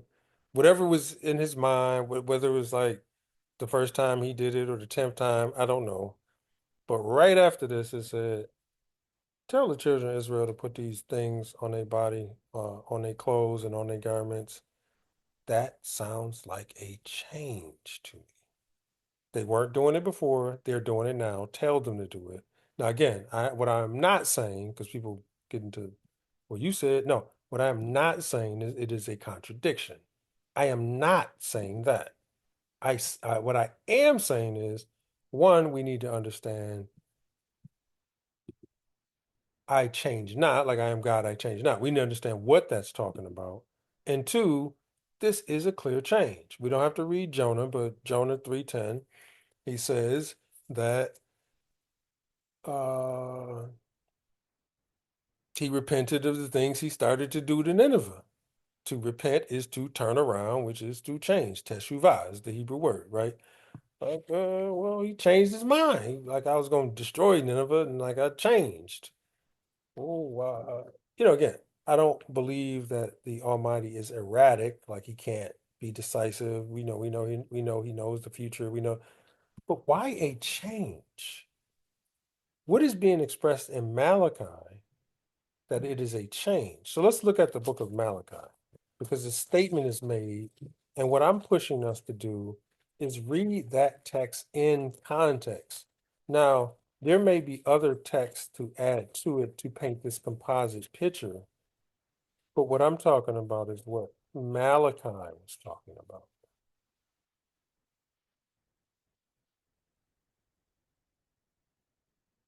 What was Malachi saying? So we're looking at Malachi chapter 3, and we'll start at verse 1. We'll skip down a little bit, but we'll start at verse 1. all right, verse 1 says, behold, I send my messenger, and he will prepare the way before me. And the Lord whom you seek will suddenly come to his temple, even the messenger of the covenant in whom you delight. Behold, he is coming, says the Lord of hosts. But who can endure the day of his coming? And who can stand when he appears? For he is like for he is like a refiner's fire and like launderer's soap. He will sit as a refiner and a purifier of silver. He will purify the sons of Levi and purge them as gold and silver, that they may offer to the Lord an offering in righteousness. Then the offering of Judah and Jerusalem will be pleasant to the Lord, as in the days of old, as in the former years. And I will come near you for judgment. I will be a swift witness against sorcerers, against adulterers, against perjurers, against those who exploit wage earners and widows and orphans, and against those who turn away an alien, because they do not fear me, says the Mhm. Lord of hosts. Yep. Keep Verse 6. going. Yes, sir. Okay. Verse 6, for I am the Lord, I do not change. Therefore, you are not consumed, O sons of Jacob. Yet from the days of your fathers you have gone away from my ordinances and have not kept them. Return to me, and I will return to you, says the Lord of hosts. But you said, in what way shall we return? Okay. Now, what I'm going to call to our attention, and this is my study, my view. You can disagree. Again, it's just discussion at this point. Right. You could like bring out some stuff to change my mind about it even. For I am the Almighty, or Yah, or the Lord. I change not. Now, notice what he says after that, right? If this semicolon, notice, I mean, we read it in English, but we're just going to take it as a semicolon right after this, which is the conjoining phrase after this is joined to the statement that is said before this. That's how we read it in English. Therefore, ye sons of Jacob are not decimated or destroyed or consumed. Why are they not consumed? Because he does not change. What doesn't he change? The agreement that he made with Abraham, the agreement that he made with Isaac, the agreement that he made with Jacob. That's why you are not destroyed. You have done all of the sin for me to destroy you. But why did Messiah say, don't say we have Abraham to our father? And does anybody remember the statement he said after that?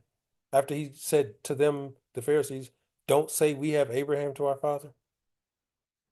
Does anybody recall the statement? He said that the Most High is able to raise up sons from stones. From stones, from rocks. Why would he raise up stones from rocks? Because he made an agreement, a covenant that will not change with Abraham. That's never going to change. Never, ever, ever, ever, ever going to change. Why? Because Abraham did his part of the agreement. So no matter what people say, oh, well, Israel is cast away. Well, no. Let's go to Romans chapter 11, which we're not reading, but Romans chapter 11, Paul asked the question, has God cast away his people whom he foreknew? God forbid. He has not cast away his people because X, Y, and Z. He will not change the agreement. Therefore, ye sons of Jacob is not consumed. Now, does he change? Yeah, he just made a change in Leviticus, like in Numbers chapter 15. Look, now I need y'all to wear fringes on the borders of your garment. Okay. Now the daughters of Zelophehad, now all girls can have inheritance. That was not so before. He spake nothing of girls, women having inheritance. When a man died, all his property went to his son. The wife go back to whoever can help her. This is why the nation was taking care of widows and fatherless. But he does change. That is not a contradiction. That's not what Malachi was talking about. So when you read these atheists and these Bible, see the Bible contradicts, see, okay, this is where you do not win. You cannot use this text to say it contradict because what he's talking about is therefore ye sons of Jacob is not consumed. Like the sister Salih said, yeah, he can raise up stones, or of these stones he can raise up children to Abraham. Why would he raise up stones to the children of Abraham? Why would he even say something like that? Because he made a covenant with Abraham. He cannot break his agreement with Abraham. He must do that. Now, notice these other two texts because I talk to people sometimes and they're like, well, the sun and moon not going to be around in the future. That is not true. Just simply, that is not true. Why? Because he has a covenant. It came out of his mouth that that sun is going to be a light to the earth. And people get real cute and find up all type of ways to try to get rid of it. But let's see in the prophet Jeremiah, chapter 31, if that is going to change, which I'm not talking about the sun and earth changing. That's not my point. My point is he's able to raise up stones or children out of these stones unto Abraham because he must keep his agreement. Jeremiah chapter 31 and verse 31, if somebody could kindly read that.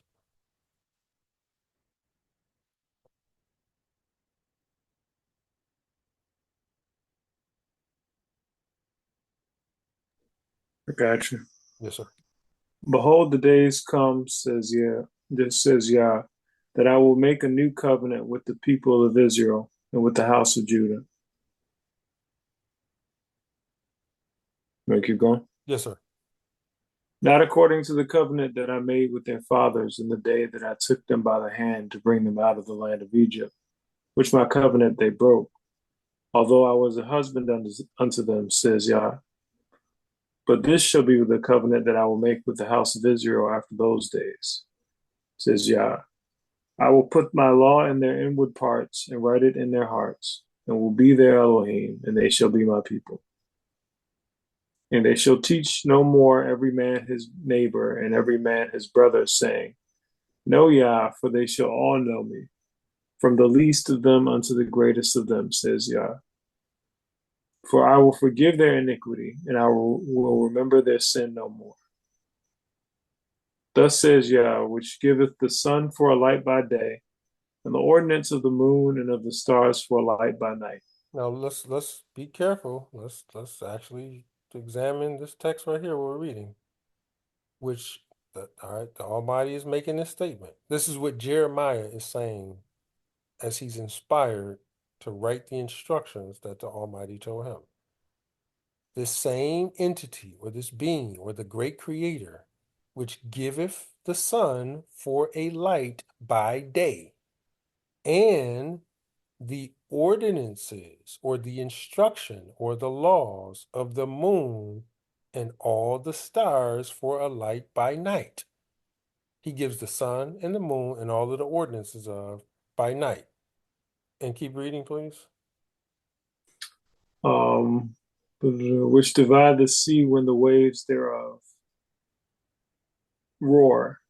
Yah of hosts is his name. So when he divided the sea, essentially you can say, no matter how much water come on a beach, that water goes right back to where he told it to go.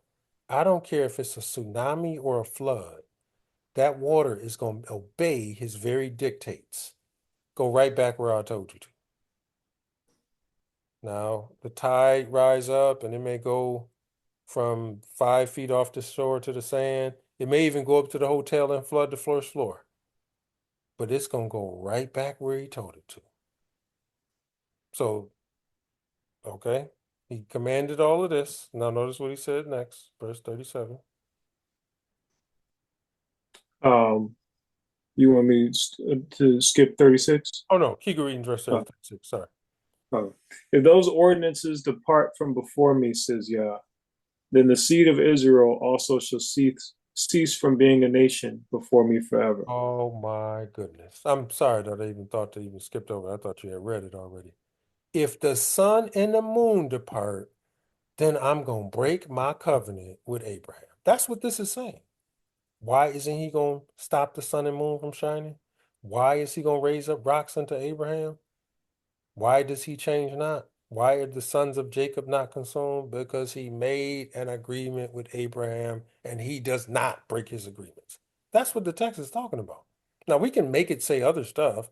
Well, he's the same yesterday. That's true too. And other things, we could say, well, okay, that's true too. His law, okay, all that's true.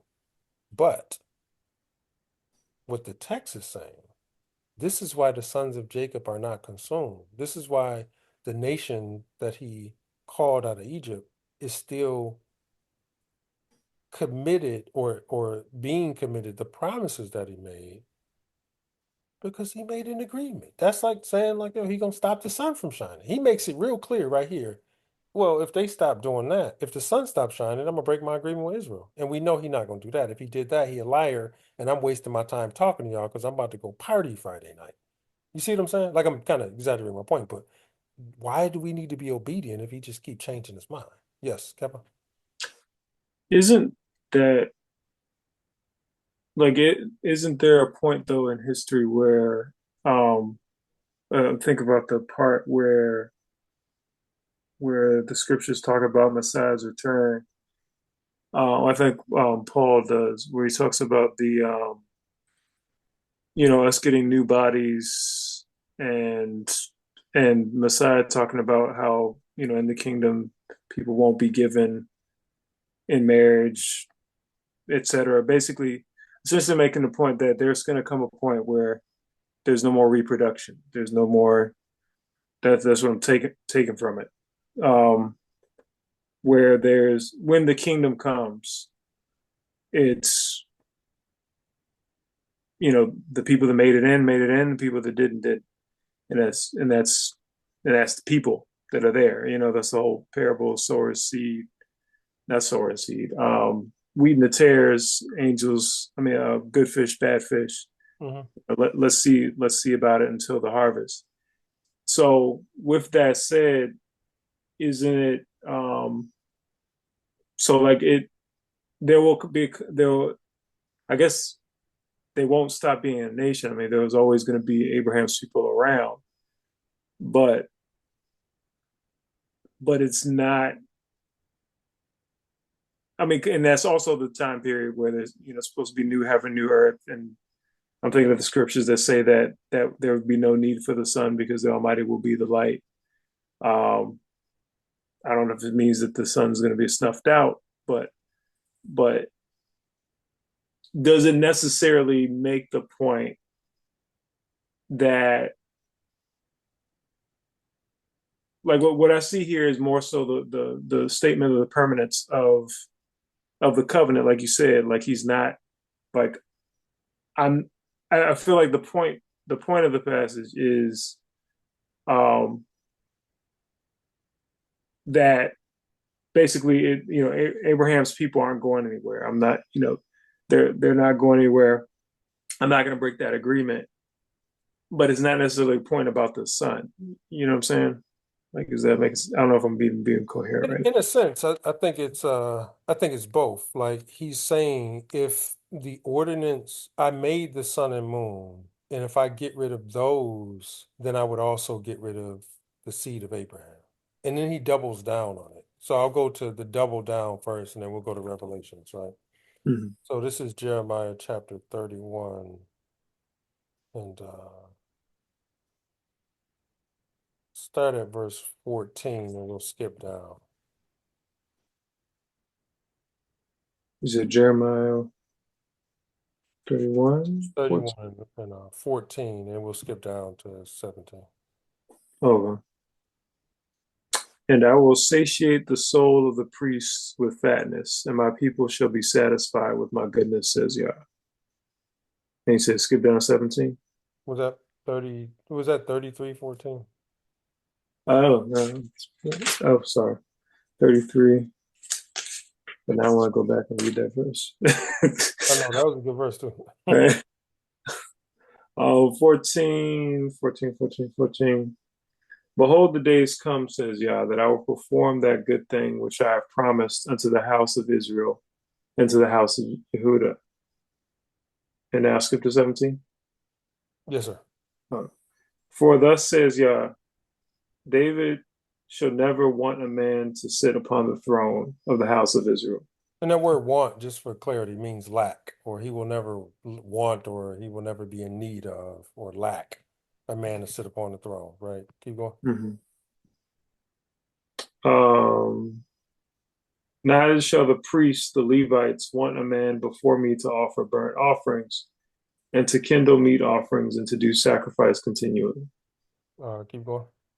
And the word of Yah came unto Yirmiyahu, saying, thus says Yah, if you can break my covenant of the day and my covenant of the night, and that there should not be day and night in their season, then may also my covenant be broken with David, my servant, that he should not have a son to reign upon his throne, and with the Levites, the priests, and my ministers. As the host of heaven cannot be numbered, neither the sand of the sea measured, so will I multiply the seed of David, my servant, and the Levites that minister unto me. So he's saying, if you break the covenant with day, the covenant with day is that the sun is going to shine, or the covenant with night, which is the moon going to shine.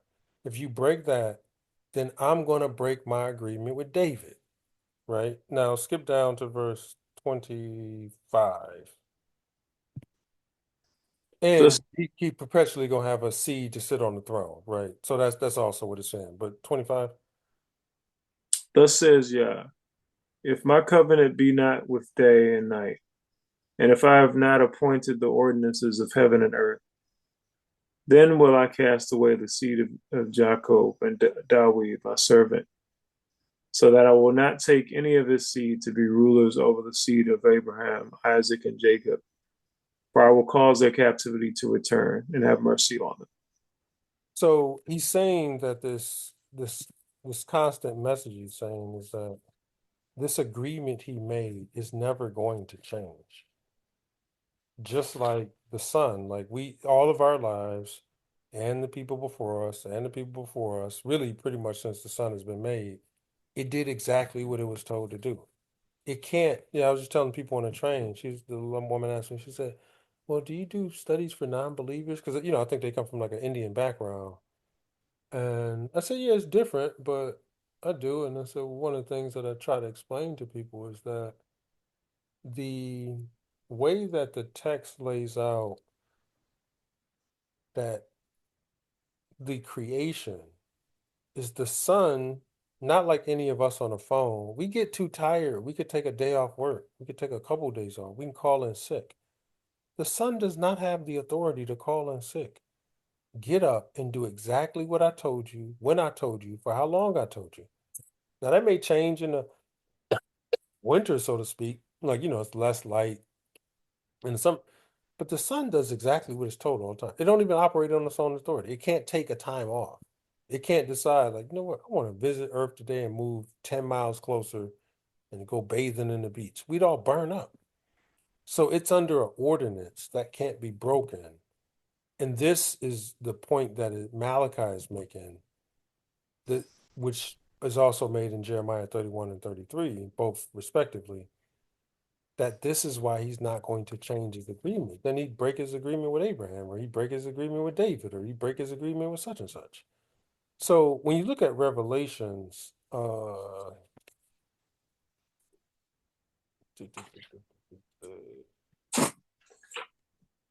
talks about the city,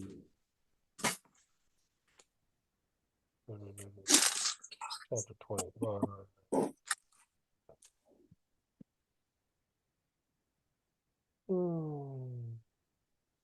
Chapter 21.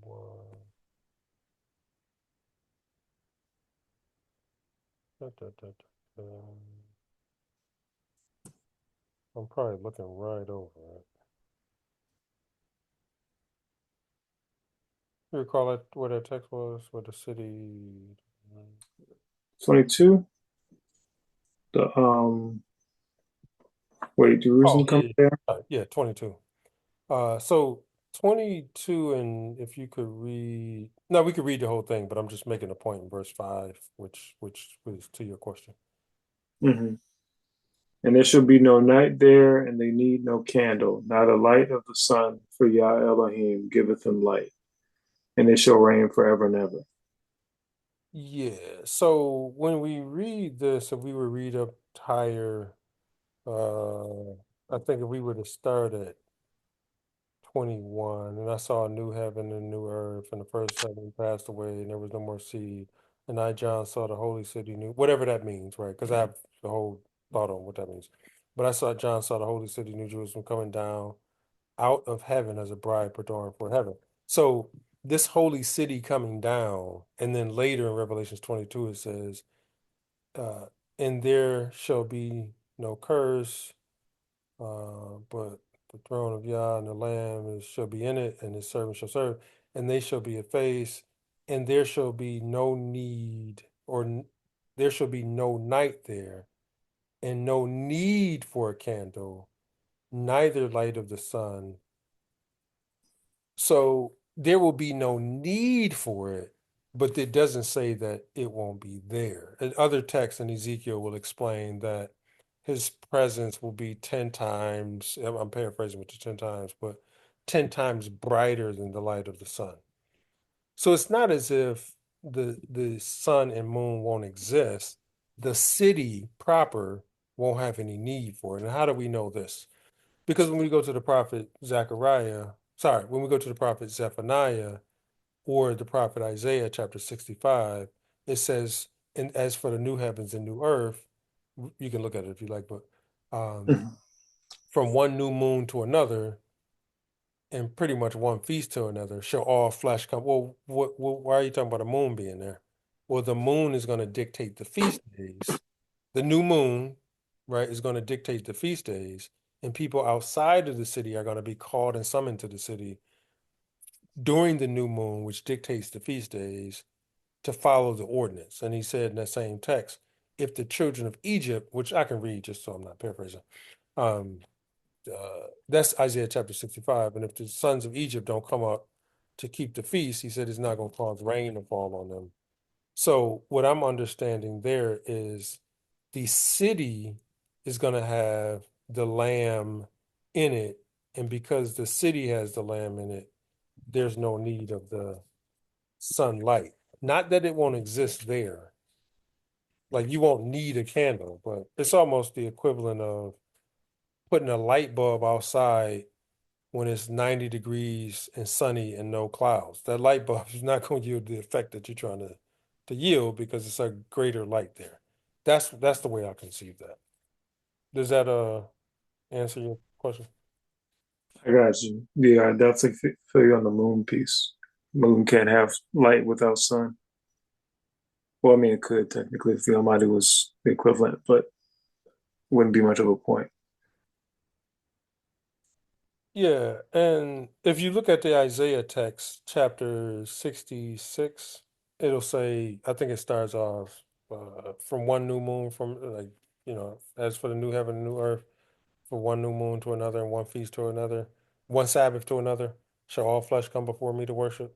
Hmm. And Zechariah doubles down on that. I'm just going to look at Zechariah 14. I'm quoting Isaiah. But Zechariah chapter 14 doubles down on that and says 14 and 16. I see your question, Jordan. I'm gonna just finish addressing this and we'll No Zechariah problem. 14, 16. Can you read that?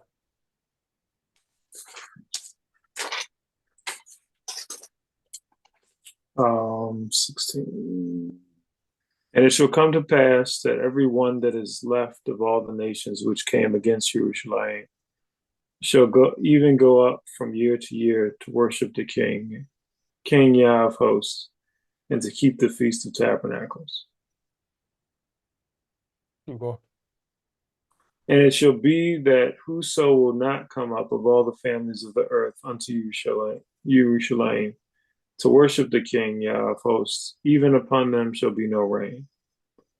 And if the family of Egypt go not up and come not, that have no rain, there shall be the plague wherewith Yah will smite the heathen that come not up to keep the feast of tabernacles. This shall be the punishment of Egypt and the punishment of all nations that come not up to keep the feast of tabernacles. In that day shall there be upon the bells of the horses holiness unto Yah, and the pots in Yah's house shall be like the bowls before the altar. Yea, every pot in Jerusalem and in Judah shall be holiness unto Yah of hosts, and all they that sacrifice shall come and take of them and receive therein. And in that day there shall be no more the Canaanite in the house of Yah of hosts. Yeah, so if you read earlier in 14 and 1, it's talking about his day and et cetera, just to validate that this is talking about a future time. So the way that I conceive it is that the new heaven and new earth, the city itself, like New Jerusalem, will not need the light because the Lamb and et cetera, he's the temple, they're the light. Whatever whatever it articulates is their presence is going to illuminate that entire city so much, but that has nothing to do with the sun not existing because the sun, which then guides the moon, is going to be called for. Like you can't get the Feast of Tabernacles without the new moon. It's impossible. You need the new moon to dictate the feast. So what Isaiah was saying is in concert with what Zechariah is saying is that okay, and what Revelations is saying. I think it's just the way that it's coherently put together. Which my ultimate point was that the sun isn't going anywhere. And there's text in the New Testament that I think we have to understand because there's texts that say the elements shall elements shall melt with fervent heat.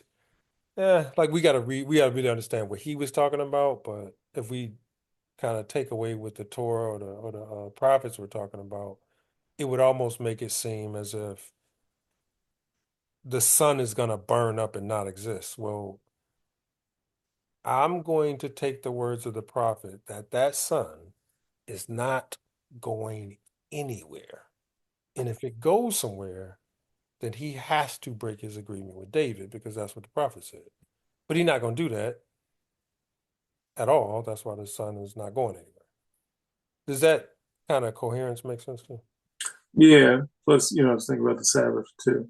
It's like you need the sundown in order to determine the Sabbath. Yeah, Um, yes, sir. But I mean, you can go to, let's say you in New Jerusalem, like, man, it's not even dark out here, right? But hey, man, it's still Sabbath, right? It's it's the temple and the lamb are there. I mean, like, you see what I'm saying? Like, but that it's a system that he's putting in order that the more I read it, even the question you asked about the kingdom, about multiplying, etc. I won't go into it now, but the way that the text through the prophets explain it is it's a progressive kingdom. It's not, it just happens. It's a progressive one. Some of it is built, and we can look at that at other times, but hmm. I hope that answers the question. Yeah, definitely be looking into it because I know that 1,000 years is a bit confusing for me between the 1,000 years and The millennial reign. Yeah, yeah. that is I generally present something around the Feast of Tabernacles on that because Oh, the feasts go in concert, as I understand it, with that 1,000 year reign piece. It's when most I will look at it, but when you start to look at it, again, I could be wrong, but I'm just saying the way I conceive it and have researched it and looked at it, it's like, sheesh, that's what that's talking about. It's a beautiful picture. Like the way the feast day articulates it, it's a very beautiful picture. Makes it all make sense. Like at least in our language where we conceive it. cool. Uh, Looking forward to say that again. looking forward to it. Yes, sir. Jordan, yes, sir. You changed your hand color, man. You had the yellow hand first. Yeah, I guess it finally did what it was supposed to do. Oh yeah. Go from yellow to brown. Um, my question is, you might have already answered some parts of it. I guess what I hope I'm saying it right. Is it Keepa? Keppa? Keepa? Kappa. Keppa. Okay. Yeah, I'm on the same path because I'm just finishing up just reading Isaiah. And so like tomorrow I'll read like 65 and chapter 66. So I've still been a little confused on what's like part of the millennial reign, what's part of the New Jerusalem, some stuff. But anyways, my part was I was kind of tagging along with what Kepler was saying because I was in Isaiah chapter 60 verses 19 and 20. If Hmm. I make can I read those real I'll read the King James version. Sure. This is once again like my understanding about like okay, no more sun, no more light. Because after reading this, I feel it's like the sun and moon they just kind of stay put. But I'll read it real quick. Isaiah chapter 60, verse 19. The sun shall be no more thy light by day, neither for brightness shall the moon give light unto thee. But the Lord shall be unto thee an everlasting light, and thy God thy glory. Verse 20. Thy sun shall no more go down, neither shall thy moon withdraw itself. For the Lord shall be thine everlasting light, and the days of thy mourning shall be ended. Yeah. So was it a question you had with that, or were you just kind of pairing that with? Yeah, I was kind of like pairing it with, what Kepler was saying. Like, I guess my conclusion on that, just reading that, it sounds like the sun's going to kind of just be staying put, and so is the moon. Or is that understanding off? No, it's not. So when you look at verse 14, for example, notice the location that these things are taking place, right? And it's interesting because the location, which is a whole different discourse, but the location is also the people. So here's an example in 14. Um, and the sons also of them that afflicted thee shall come bending the knees, or bending unto thee. and all that they despise thee shall bow themselves down at the soles of thy feet, and they shall call thee, the people shall be called the city of Yah, right? The Zion of the Holy One. So this, when he talks about a little further down, the people are going to be called the city. And another way to look at this is, I'm not going too far into this thought, but another way to look at this is Yeshua said, and I don't know, Matthew 26 or Luke 20 something like, oh, Jerusalem, Jerusalem, those that kill the prophets, right? They that kill the prophets. He's calling the people the city and the city the people. These two work in tandem, right? The people are the city, which again, I that could that one thought could take me in a direction I don't necessarily want to go, but so the city is where I believe that this stuff is taking place. And then in 19, where you read, the sun shall be no more thy light by day. Well, that would be true if we look at Revelations, which is saying he is going to be the light of the city. Like you won't need the sun for light by day. That's why he's making a statement. He's essentially saying, the way I would say it, don't take a flashlight outside and shine it during broad daylight because I am, and you can read this in Psalms, let's say 84, maybe verse 11. It says Yah is a sun. What do you mean a S-U-N? It's real clear. He is a sun, which, Yeshua said, I am the what? Light of the world. Well, what is the light of the world? It is the S-U-N, the sun, right? So it's kind of making this analogy where he will be the light thereof in that city. So you won't need the light by day because you don't need a flashlight during the daylight because he's the light thereof.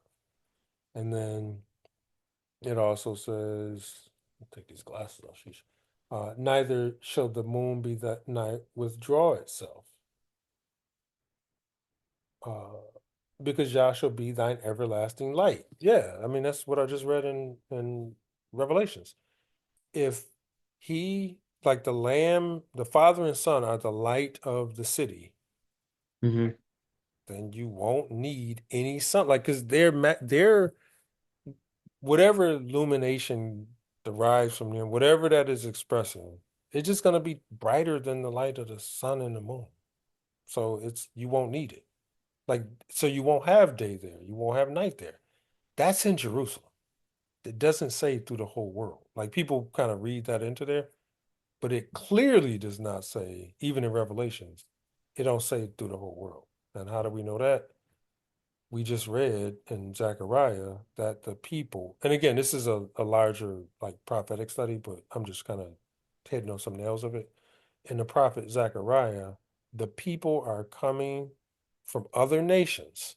If Egypt don't come up and keep the Feast of Tabernacles, he made it real clear. And this is not, you can search through history. This is not talking about things that already happened. Egypt does not keep the Feast of Tabernacles and traditionally has not. And you don't necessarily read anywhere in history where the Egyptians went up to Israel and Jerusalem and kept the feast and this and that. That's not what history reports. So it's not necessarily like Hebrews that were in Egypt, talking about Egypt proper. Just not the case. So what it is what I understand it's expressing is that in the future, these other nations are going to come up to keep the feast, and if they don't, he's going to cause a drought on them, and they're going to be compelled to come do what he told them to do, which also gives me the inclination this is a progressive kingdom. There are other texts that point that out. I don't know if that clarifies the position, but It it does because this is referring to a specific location, not the entire right, earth. yeah. And there's no Like, text right there that says the entire earth, right? And I've talked to people and they argue me down. No, that's not true. He gonna be the light. Well, just take your time, go back and read it. The city of Jerusalem, New Jerusalem. That's where all that stuff is taking place in Revelations. In terms of like the him being a light. yeah, It's yeah, not in Idaho. That's not, it's not in China. It's not, let's not conflate the two. Oh, Hermione, you came off. You came tardy to the party, man. We was going over the love of money is the root of all evil. We're going over misunderstood text. You out of here? Yeah, I told myself I'm gonna get a good night's sleep this Hey, Sabbath. well, blessings, man. Appreciate you showing up, engaging, asking questions. And Appreciate hopefully, like my teacher would say, man, did anybody learn anything? I mean, he teaches this great lesson. I'd be falling out my chair, and he turned around and said, did anybody learn anything? I'm like, come on, man. I bit off of more than I can chew for the next 8 months off of one sentence you were saying. But it. did anybody learn anything? Did you get anything? Oh, yeah. Blessings. Hallelujah. Definitely. Lots. Um, I'm gonna give y'all a break, man. So we're not gonna be going this deep no more. We got like 3 more things to cover, and then we're gonna be breaking, and we can just pick one thing and go over that. But I wanted to put it out there to some thoughts to wet your taste buds, if you would. And after that, most I will we look at one particular thing over a course of time. yeah. Yeah, please get some rest. It seems like you might be up at 5 something in the morning trying to get and deal with these children of the world, let's say. Yes, that is exactly the time I get up. So, peace, family. Yes, sir. Appreciate you.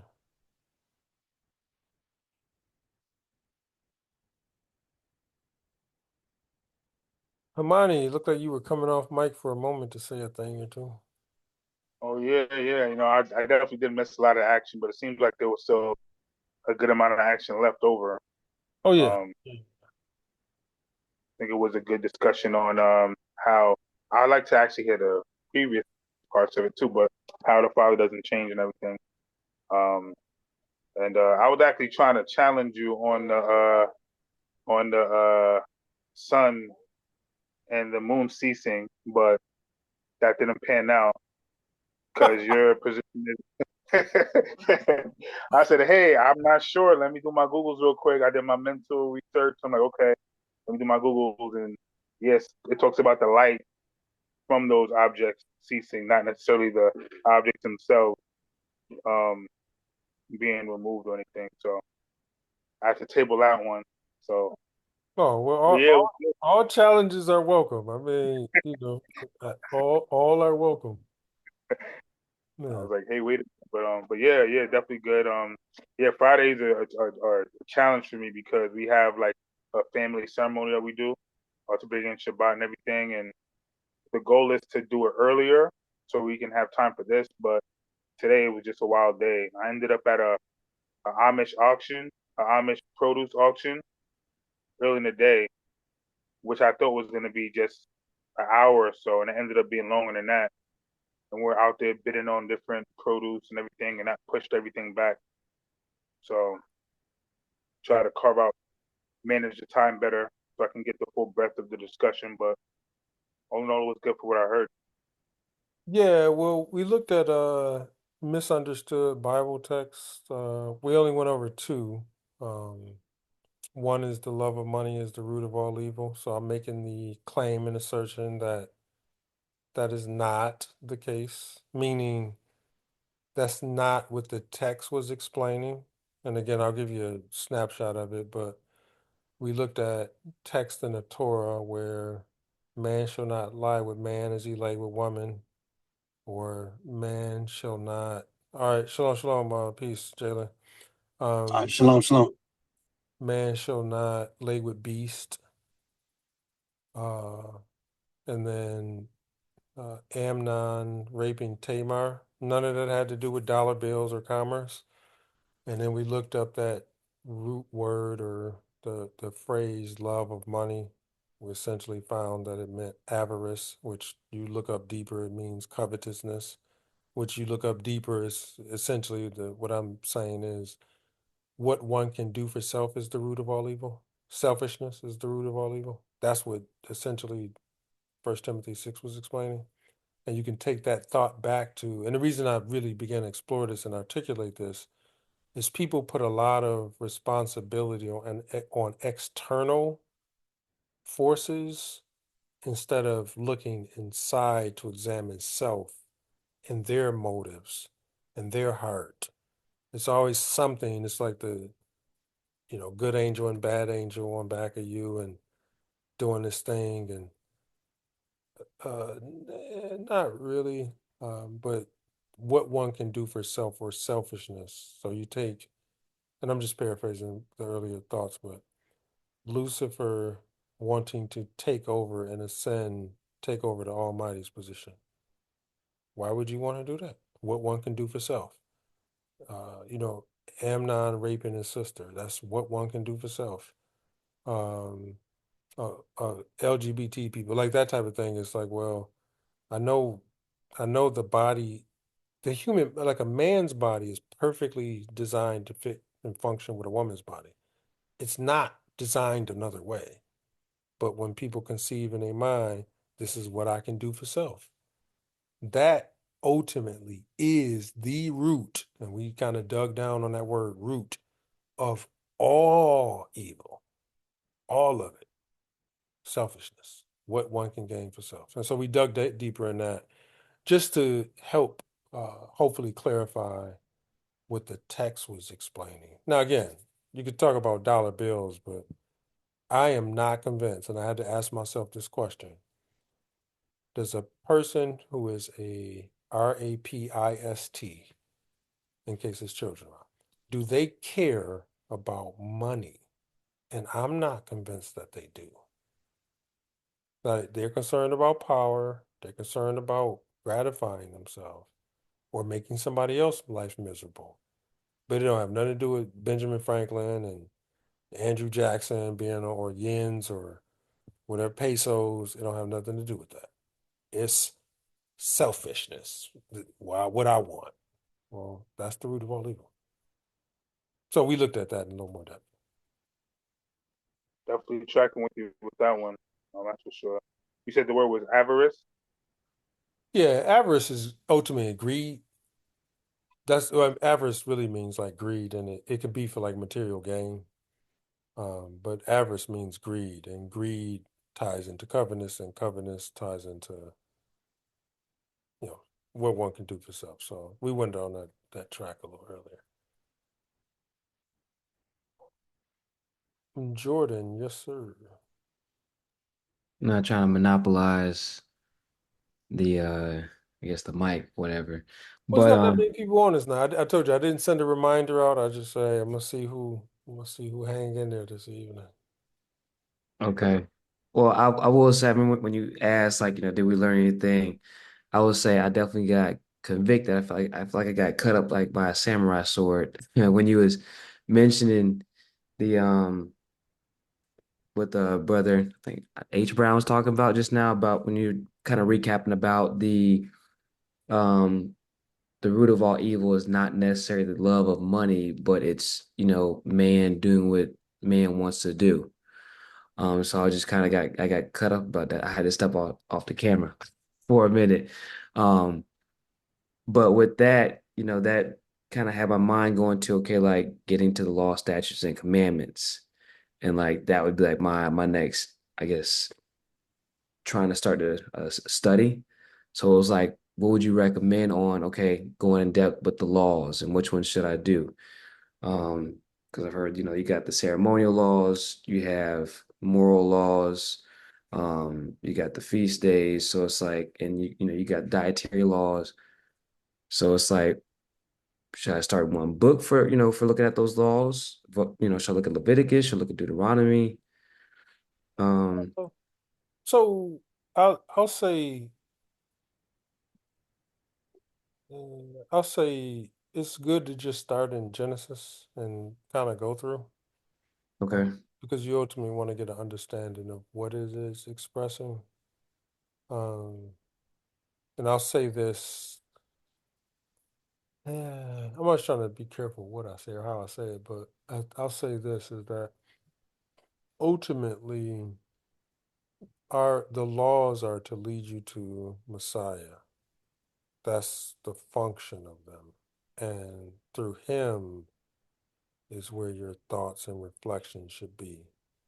Because I know people who keep laws by the letter and it does nothing for you. Like, well, I'm just going to do this because it told me to do it. So that's not the way it's designed to be. It's really designed to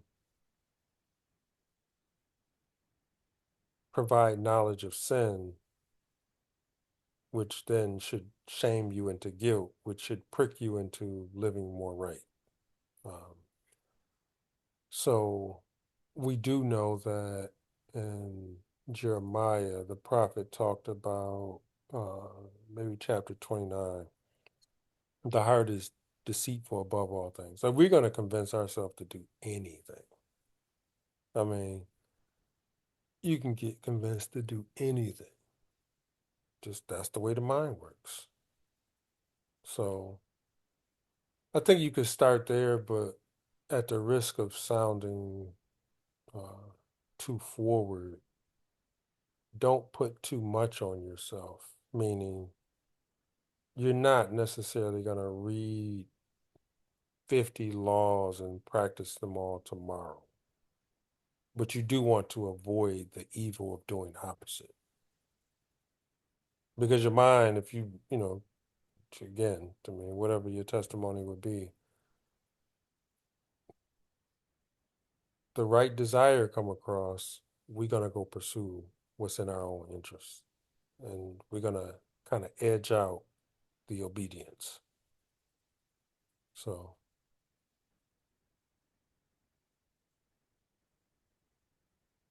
you cut it Okay. out, bro?